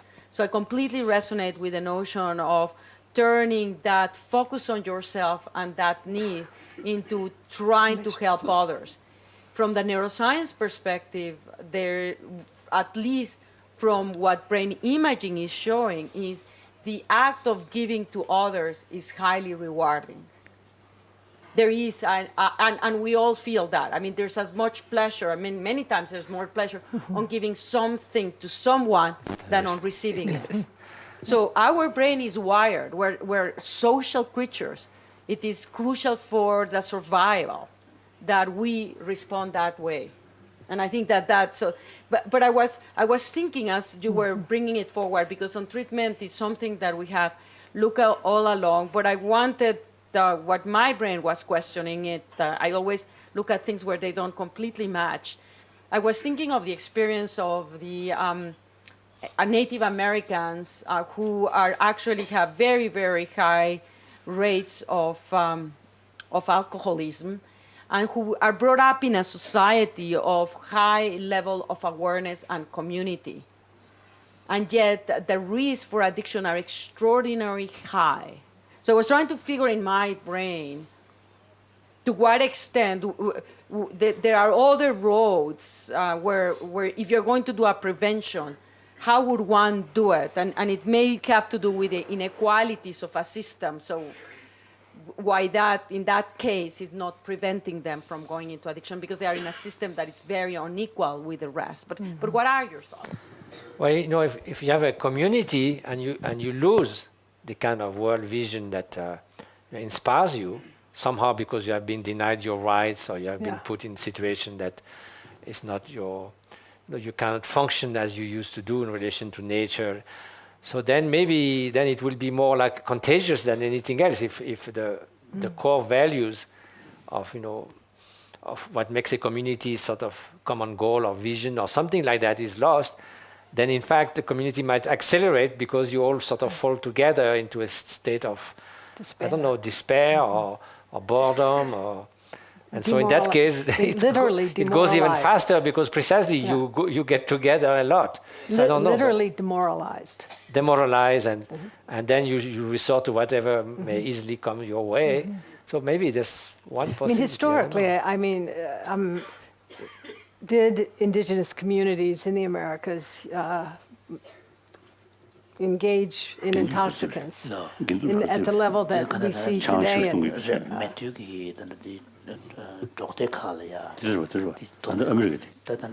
Native Americans now the Doteka Nashing rural Kitodangi. Yorba. So you get your day in a Changlia, Minkomshoni Shukshu to us.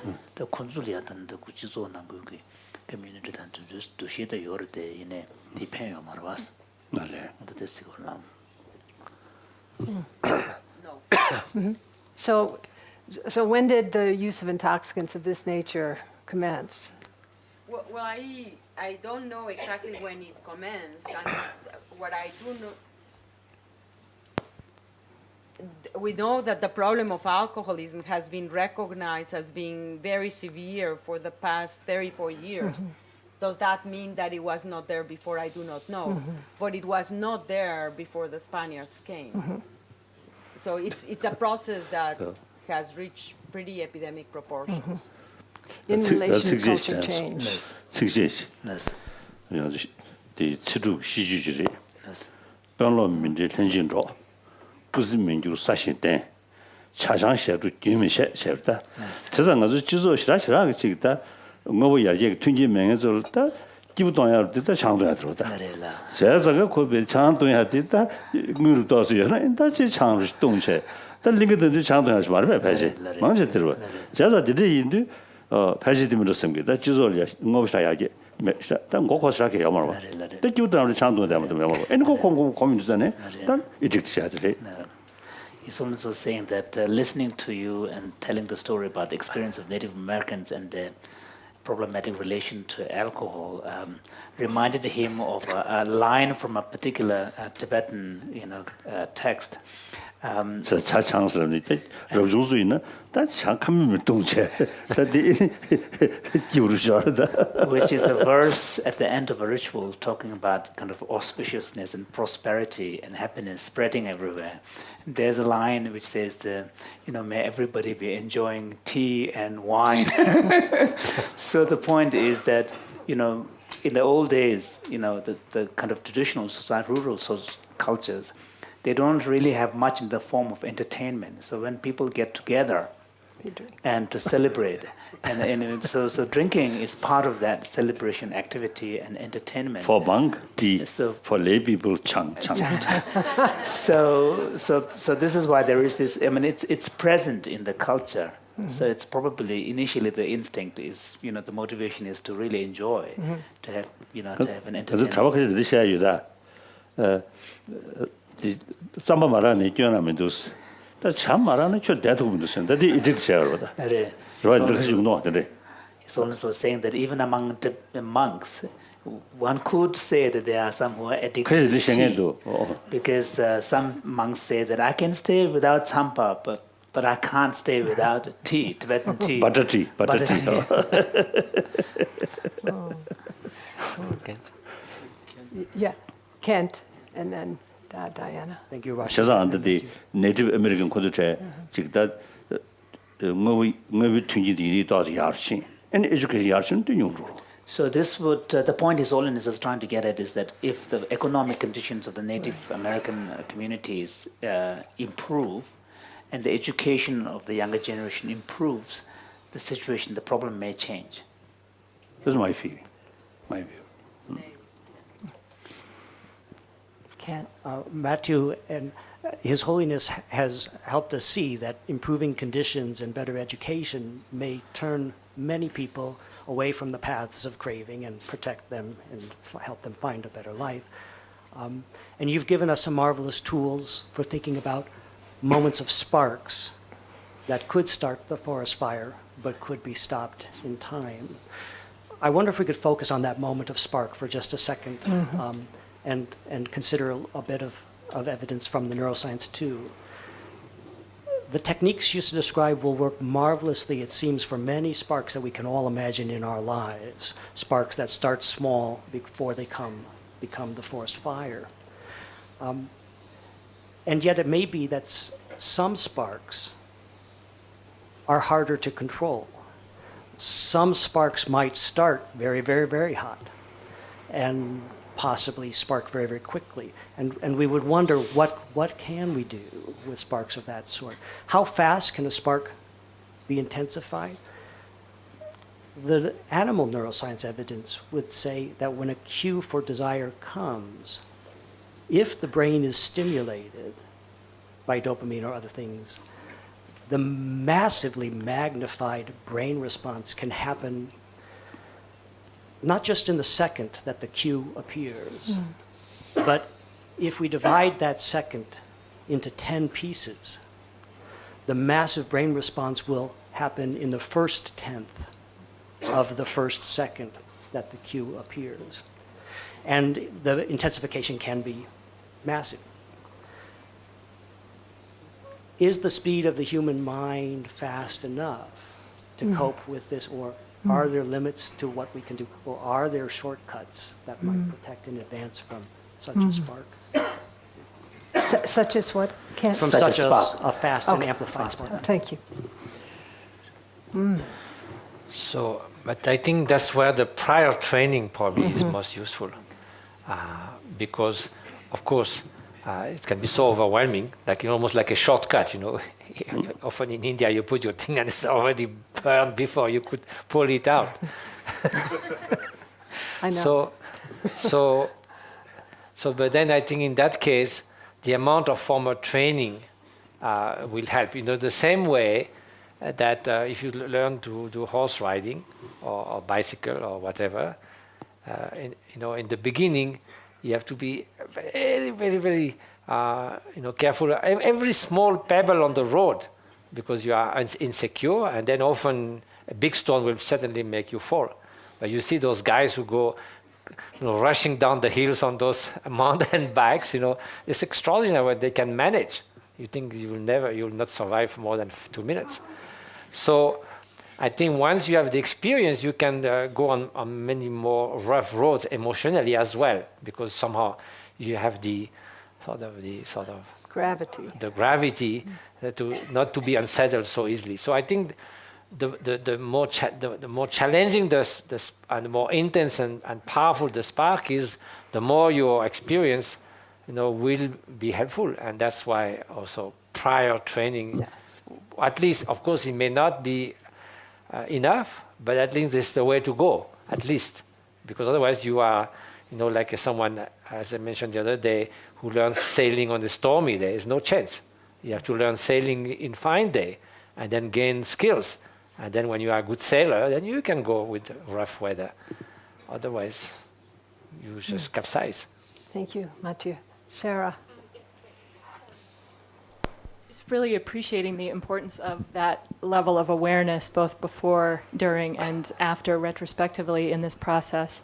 And wondering what the feasibility is of, I'm working with clients myself. I also work with therapists who are working with clients. So I am a non-monastic working with non-monastics who are working with clients. And how possible is it to train that fine-tuned of an awareness to clients, or to train therapists to even train this to clients outside of a monastic setting, where the reality is I may meet with them, at best case scenario, 8 times for 2 hours once a week. How feasible is that? So, anyway, if I may just say a few words on that, the fact that I presented an outline of the Buddhist practice, I think still most of these things could be embedded in the kind of, part of the techniques of secular ethics. Because this is all about mind and emotions. I mean, of course, in our personal life, this element of devotion to one's teacher and all that, but this is not what I was mentioning about. So those seems quite sophisticated in a way, and then if you go in the teachings, they're even more sophisticated, but basically, I still believe they are part of what is called Buddhist science, which is, if they are true, if they work for everyone. If they are not true, then they don't work for anyone, including monastics or whoever you may say. So I think the studies with short-term training shows that on many occasions, 20 minutes a day for a number of weeks with the right method. So those methods could be, I don't mean to have a light version, but to take what really matters in those methods in an essential way, not in a downgraded way, but in an essential way. And I don't see why dealing with arising of thoughts in different ways and seeing that thoughts are mental constructs, they are not, something solid. These things Either it's the way mind functions or not. If the way that mind functions, they could be absolutely applied in a secular way, because what does it mean? It's a human affair. It's not a question of Buddhist, even though Buddhists have refined that and explained that and written treatises and that. What I said is that there are some treatises of 300 pages saying this thing in more detail. But still, the core of it, I think, belongs to everyone. Richie. I think now perhaps I follow, you see, a little bit propagating Buddhism. I think the basic thing is, you see, Buddhist sort of, or say the Buddhist idea or Buddhist concept. You see, ultimately we ourselves, since we have the Buddha nature, Buddha seed, so we ourselves, you see, become Buddha. So that not seeking blessing from Buddha and pray Buddha, single-pointed to faith, bring Buddhahood. No. Buddha himself says, I'm teacher. You must work.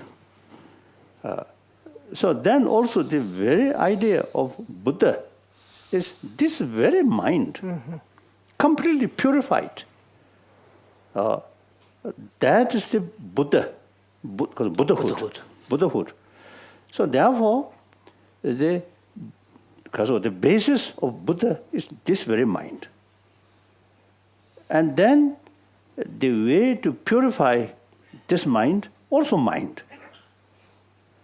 The final goal, also Buddha's mind, enlightened. It's a state of mind. State of mind. So therefore, shi nizu shedu semgal shekdowa, lamge nizu shedu semgal shekdowa, devu ige ishichu shedu semgal shekdowa. So because of this, in Buddhism, when we speak about the nature of reality, it comes to the mind, nature of mind. And when we speak about the nature of the path, again it comes to the nature of mind. And when we talk about what is the resultant state of enlightenment, again we talk about mind. It comes to mind. So now, in order to practice that, now, firstly, you should have fuller knowledge about nature of mind. And negative side, positive side. The positive side is the antidote. So that's the practice of Dharma. That's the way to purify. So therefore, some sort of Western Buddhist scholar, they describe Buddhism is not a religion, but science of mind. It is quite true. So therefore, for Buddhists, in order to practice, in order to reach Buddhahood, you see, we study about mind, we utilize the positive side of our mind, and in order to reduce the negative, in order to elimination of the negative side. But usually, generally, even you see the non-Buddhist, some Christian friends, you see, they adopt some sort of Buddhist method in order to promote their compassion or spirit of forgiveness, these things, and also single-pointed sort of attention, tradition, attention, these things. So it is okay. It's common. And then, non-believer, of course, real troublemaker is here, not on table, but here. So you see, we have to sort of deal with real troublemaker here. So we need fuller knowledge about mind, about emotion, like that. So here, on the level of secular ethics, which can be universal, the 7 billion human beings, then this knowledge we can share as a sort of science of mind. No matter come from which sources, doesn't matter whether Hindu tradition or Buddhist tradition, no differences like that. And then from sort of scientific research, immense sort of help. So you have the concrete sort of example of thing. Sometimes we 냠용 단어도 concrete 셰도도 남상 모두 자기입니다. So compared to the scientific presentation, which is really rooted in empiricism as well as facts that you can demonstrate through graphs or whatever it is, in the Buddhist case, of course, Or we Buddhist can- or religious or experience. spiritual kind of experience side. Of course, there is a level of empiricism because it is grounded in individual's personal realization and experience. But, we cannot relate it in a kind of a more tangible, factual manner in the way in which science can do. So certainly, you see, the knowledge which mentioned in Buddhist literature Source Islam. is the basis of knowledge of mind or emotion, Raya. Without that, the scientist alone, you see, you cannot sort of explain thoroughly about these emotions or minds. So I think I think about now 30 years, you see, as is sort of our dialogue from time to time. Now this is because 27th. Yeah.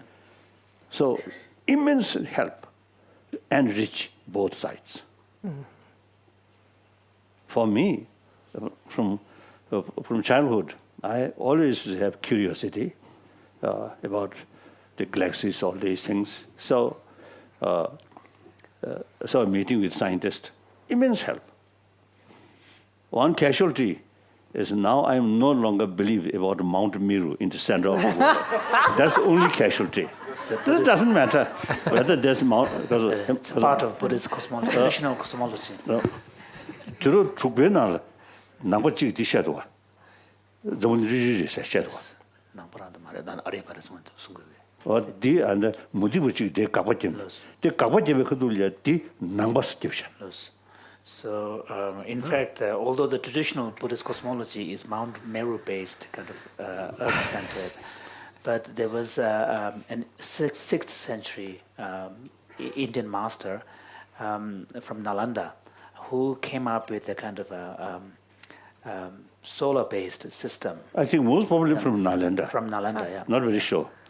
But you see, a Buddhist, one scholar, you see, he described a round world. Yeah, it's a round world with the solar, yeah. So some Hindu scholars, Astronomers astronomers, you see, critique him, yeah. did level kadula nangbaslusha. So when they critique, they say the Buddhists say this. So he was, this is Aryabhata actually, 6th century. So then, most probably at that time, I think they really has the flourishing Nalanda institution. So he might be Nalanda scholar, like that. So I'm reincarnation of him. So no longer accept flat world, except the round world.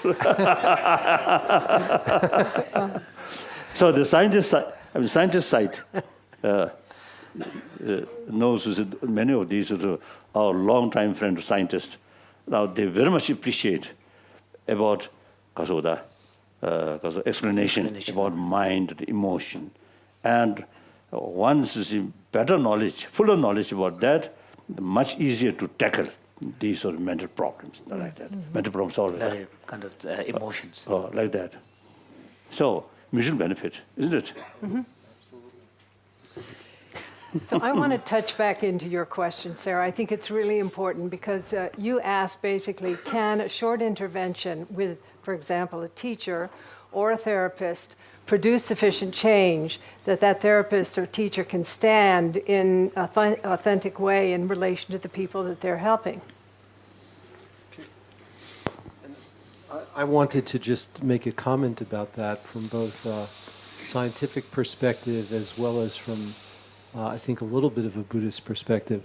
Just from a scientific perspective, in terms of how we understand neuroscientifically how the brain changes, the classical Western idea of a person going to a therapist for 45 minutes or an hour a week to produce a meaningful behavioral change is just so inconsistent with what we understand about how the brain changes. And the thought of using that strategy based upon modern neuroscientific knowledge is just, I would say that modern neuroscience and understanding how we learn undermines that kind of strategy. And so I think that I think the honest answer to your question from a scientific perspective is we don't know. But I also believe that there is evidence to suggest that small periods of practice that are repeated very frequently, which is also something that I've heard Buddhist teachers suggest, is something that I think we have a moral imperative to try and to investigate and to determine if we can actually produce some beneficial gain through that kind of practice. So, Richie, I think, mind training is one thing, that is attention training.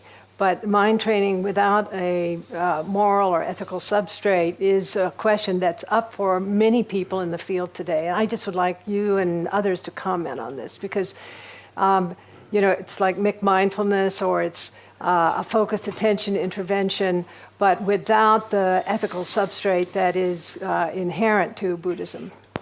Well, I think that one can have that ethical stance without it being religious at all. So there are many activities which I think can train attention. So for example, certain kind of sports or playing a musical instrument can train attention. Or the military. Or the military, but we rarely engage in a game of tennis or a game of golf where we invoke the intention, I'm going to play this in order to benefit other beings. That's not the ethical stance we take, although maybe it should be. And that may be a way we can produce more meaningful change. But I think that that is something that...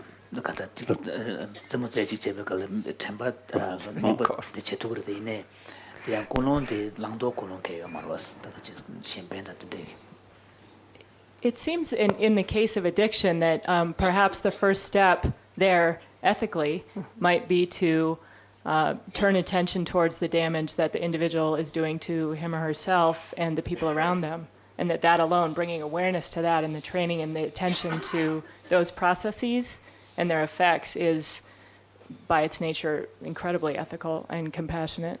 Mm-hmm. But if counseling also, I was thinking, comes with the recommendation to do simple practices 10-15 minutes a day, and every week or whatever you counsel, you sort of check, then it's not just counseling, but the counseling should be part of proposing and encouraging very much someone to do practice, yes. Well, in the simplest way, aspiration or motivation is the kind of base or foundation for the practice of attention, for example, from our perspective.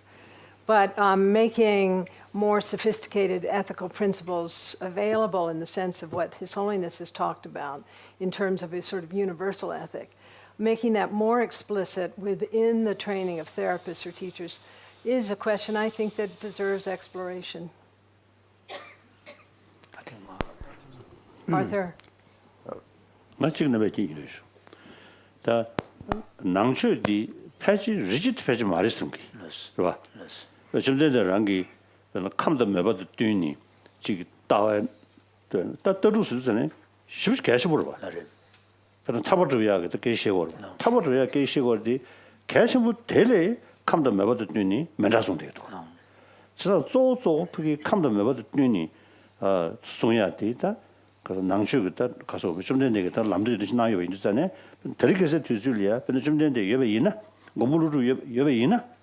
근데 아주 세컬러 에티컬 댄데 송그래.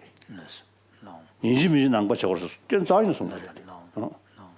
So talking about the relationship between secular ethics versus Buddhism, His Holiness feels that even if you look at the kind of the development of the Buddha's teachings, there is an emphasis on the practicality of the teachings.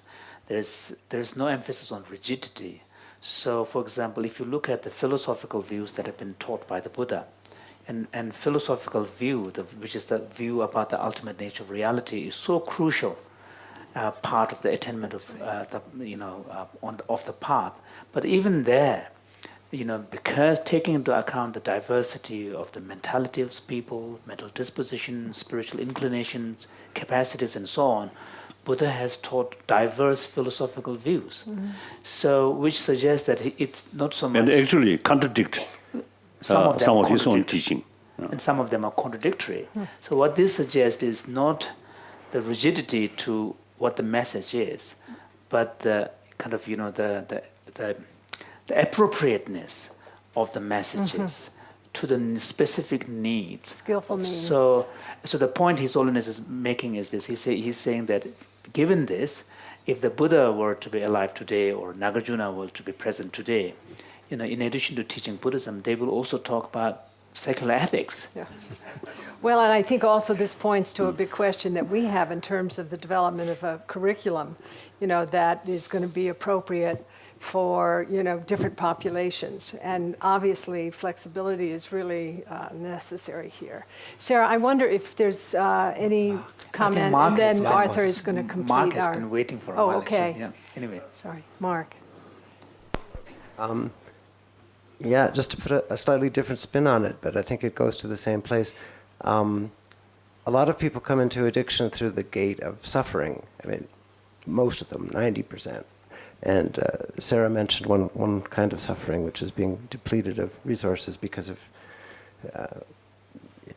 family and economic problems. But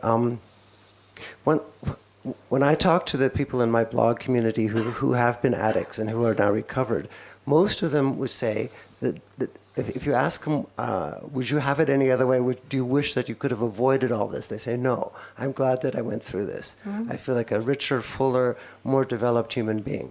Why? Because when you get into addiction, first of all, you experience relief, and then you experience suffering, relief, suffering, back and forth. So you then open up that dimension. And you also experience different kinds of motivation, like you're talking about, Matthew. You need a motivation to stop, but then you have the motivation to go. Motivation is also switching back and forth. Through these things, you're expanding dimensions of awareness about these fundamental things, about motivation, about relief, suffering, and self and other. That's another dimension. You think of how much you need it for yourself, but then you think of the harm you're doing to yourself and others. Again, you're expanding a dimension of awareness. So through the process of addiction, you require, it requires the kind of awareness, Your Holiness, that you have been emphasizing. It requires the expansion of awareness in order to get past it. And that's why these people are feeling more enriched as a result. Thank you, Mark. Very interesting perspective. Is there any idea of how many among those seriously addicted just don't make it through in percentage? I mean, somehow can't manage either alone or with help to get out of it. Most make it through. Most recover. Viveka gave us some statistics yesterday that something like 85% of alcoholics recover by themselves in self-change. So really, most addicts do recover. There's like 10% or so that are what we sometimes call terminal. But most people come through it, and they may be much more aware human beings after the fact. Nora, and then I Arthur. want to make it depends also on the drug, and there are many addicts that don't recover. For example, in heroin addiction, 50% of people that are addicted to heroin will be dead 30 years later. Those are the statistics that we have in the United States. So there's a very high rate of suicide, too, among severely addicted individuals. And those numbers don't necessarily transpire. There's a significant number of premature deaths from addiction, too, and those don't transpire. So there are those that are able and successfully stop taking drugs, but there are many that are lost in the process. But if I may ask a very short question to His Holiness.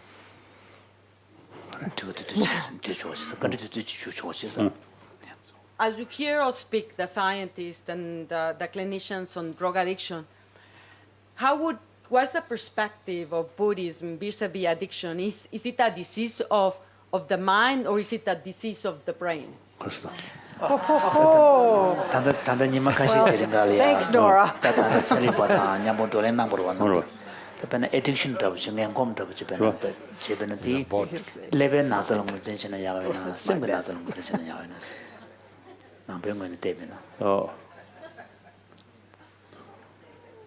I think there's some pain here.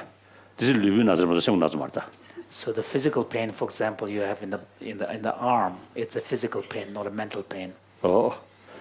So that the 데즈테디 니면로 섬기 토마다 섬기 토네 용데비체 더 섬데 저샤이데비체 이네 코더 류 직단 레저드니 질려 직 슈김지 체차를 제베 양고 류랑 토네로 되지. So Solness was saying that he would see actually two dimensions to this. Initially, some of them may arise more as a kind of a mental suffering, a form of a mental pain or mental illness. 다 이네 베디 개발면도 배나 직 섬머지부시는 배는 차라 동네진 말이다. 양고 섬기 계속. 다 섬머지부 개면미체 배 김나로 지기는 저거 장시 동네진 인디다 차지 진이 쇼데니 장 콤데데 다 배제 수구를 콤데베 소리지 맨도 섬기. So, for example, you can see two scenarios of someone being addicted to alcohol. One would be, because of some problem in their life, some depression or suffering or sadness, then they take to alcohol and in the process gets addicted. So then the initial impulse is really coming from the mental suffering. But then you can have another situation where, someone in social context start drinking with friends and then, one thing leads to another thing, finally gets hooked on and become addicted. So there, the initial impulse is not really driven by suffering. So the point is that when you get habituated, when you get really addicted, then there is probably a physical dimension. And even the brain, part of the brain gets changed. So then it's, there's both mental and physical dimension. That was a wonderful middle path analysis. Thank you so much. So His Holiness was saying that whether it's a middle path or he's just copping out.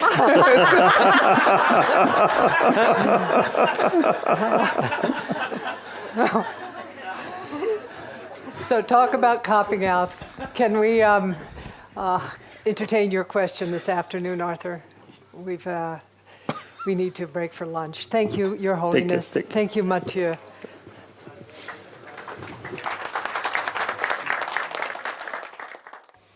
They have attributes, qualities that we sort of project upon them or superimpose upon them. When we see something, I see this watch or something, I cannot but think that this is existing on its own. It has certain qualities. It is some kind of permanence. That's why I call my watch, although it cannot be really my watch. It's not part of myself. But somehow I think it's the same watch like yesterday. So already I've superimposed on this watch mine plus it's permanent, and so forth and so forth. And it's desirable if it's a nice watch, or if it's broken, sort of upset with the watch. So this qualification, somehow I assume it sort of belongs to the outer object. So then from my side, from the subject side, although my experience is a kind of continuous dynamic flow of experience from birth till death and seems to be much after that, but I somehow feel that deep within, the little boy, the student in Paris, now the aging monk, there's something there that is me that's always there. It's something constant, it's unitary, it's somehow autonomous, and it's kind of the core of my being, and without that, I'm nobody, and it's got sort of lost. So I have to get this kind of feeling of security. I think security of feeling that there is this kind of core that's me. So then I start to reify self and phenomena. And this is, so the whole Buddhist investigation is to show that actually this is already a construction of the mind. That if you see, in the sutra we say, give it the example that, for instance, the body of a beautiful woman is a temptation for a renunciant, is something that will give for a worldly person is an object of love and attraction, and for a tiger it's a good meal. So completely different perception, but yet we believe that despite that characteristic of pleasant, unpleasant, desirable, undesirable, friends, enemy, somehow do belong intrinsically, and we don't see that it is a mixture of our projections, the consciousness mingling with outer phenomena, something crystallized, this object seems to exist, it has such characteristics. And similarly, we reify the self as being autonomous existence. But if we look carefully, it's very hard to find it. I'm not going to go in detail, but you can find it in the body. You can find it outside. If you look in the mind, past thoughts are gone, future thoughts not yet there, present thought is ungraspable. It's very hard to find such a thing. So this is a kind of misconception, but we function like that. And especially regarding to the self, once we believe that this is the core of our being, then we need to protect it, we need to please it, so we become extremely vulnerable, of course, because the whole world is somehow going to be either something that after this superimposition, something that we need to attract because we feel it's going to be beneficial to the self, or something we need to push away because we feel somehow it's a threat to the self. So it does come with this reification of something is intrinsically harmful or threatening, and there's something there that is a target again that is somehow vulnerable. So that, of course, is that basic thing that gives rise to attraction, repulsion, which is the two first sort of movement once this subject-object, this dichotomy has been reified. So from then, that will unfold as more diverse, what we call deluded mental state, afflictive mental state, or friend of Thurman just call it addiction, because somehow it's addiction to the cause of suffering. So classically, we distinguish 5 major of mental perturbations or afflictive or destructive mental state. The strongest and the most sort of destructive one being hatred, but also craving and lack of discernment. And in that case, it's not so much the basic endurance, but it's lack of discernment about what needs to be achieved. Lack of discernment, what was to be accomplished, was to be avoided in terms of law of cause and effect. So it is among the 2 kinds of ignorance, not about ultimate reality, like the first one, but about law of cause and effect. And then pride or arrogance, and jealousy or envy.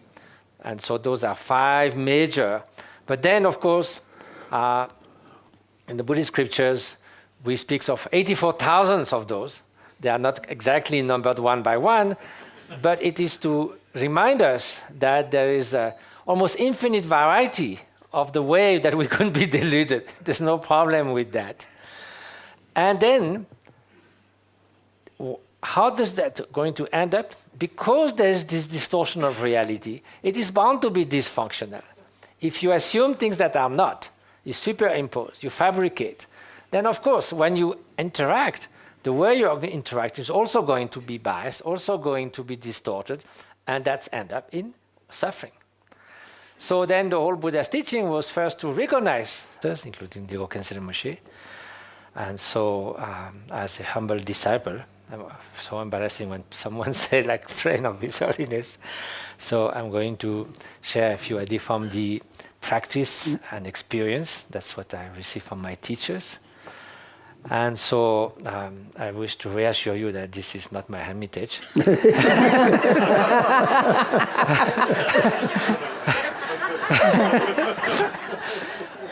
But this is what I see from my hermitage, which is only 2.5 meters by 3.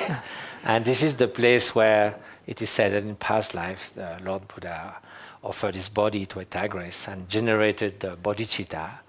So this is called Tamolichin. So I have the great fortune also to spend some time there. So I thought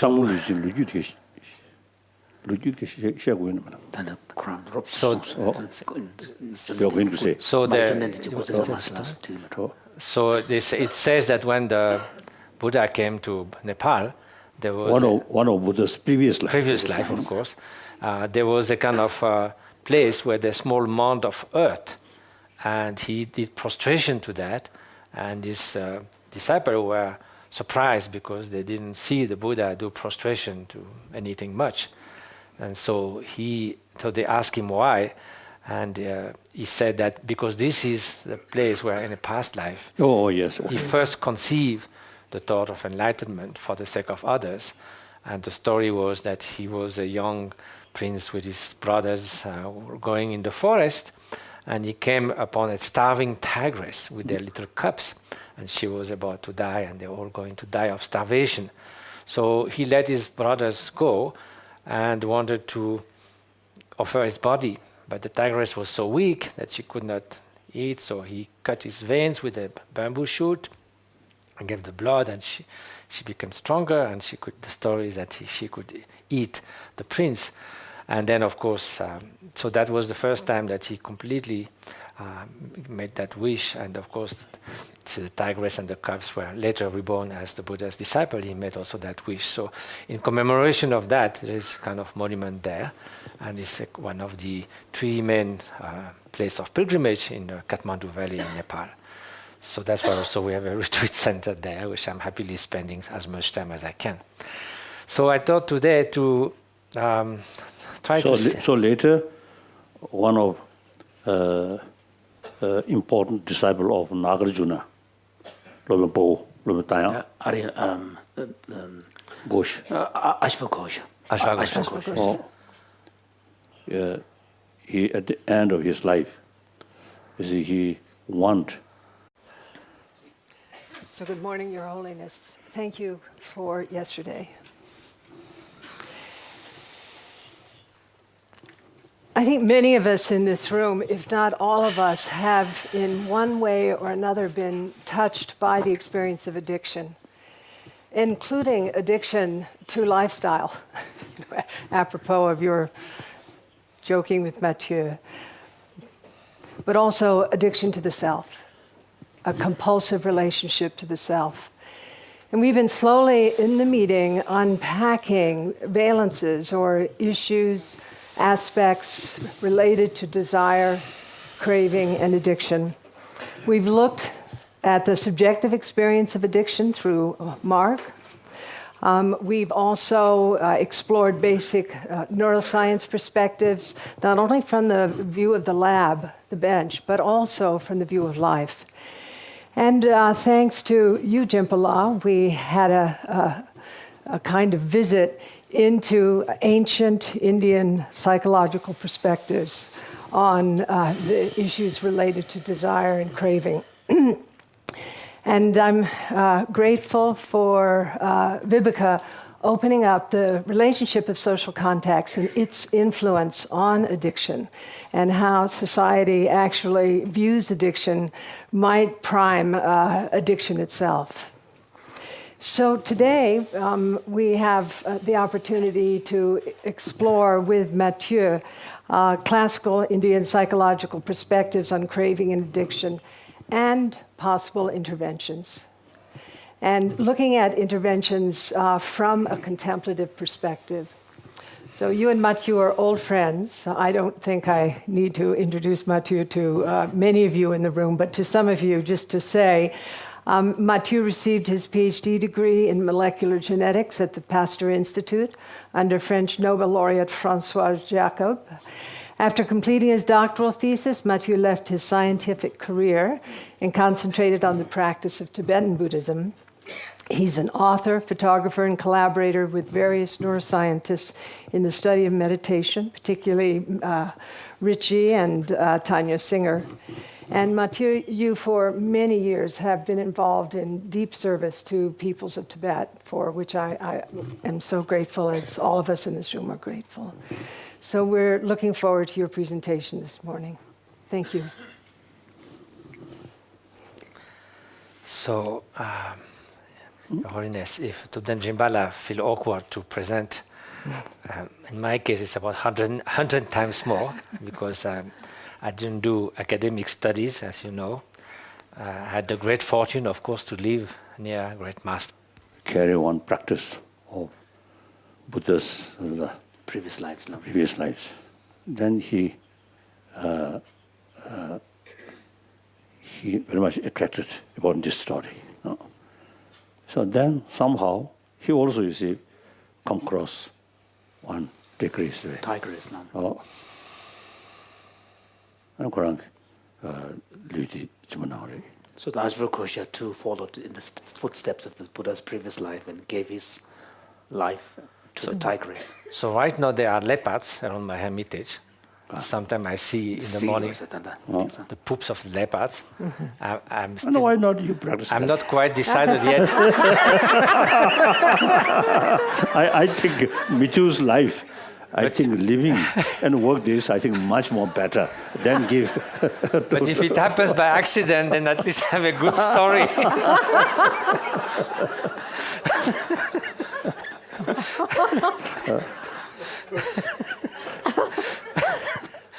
So they said last year there was a real tiger came.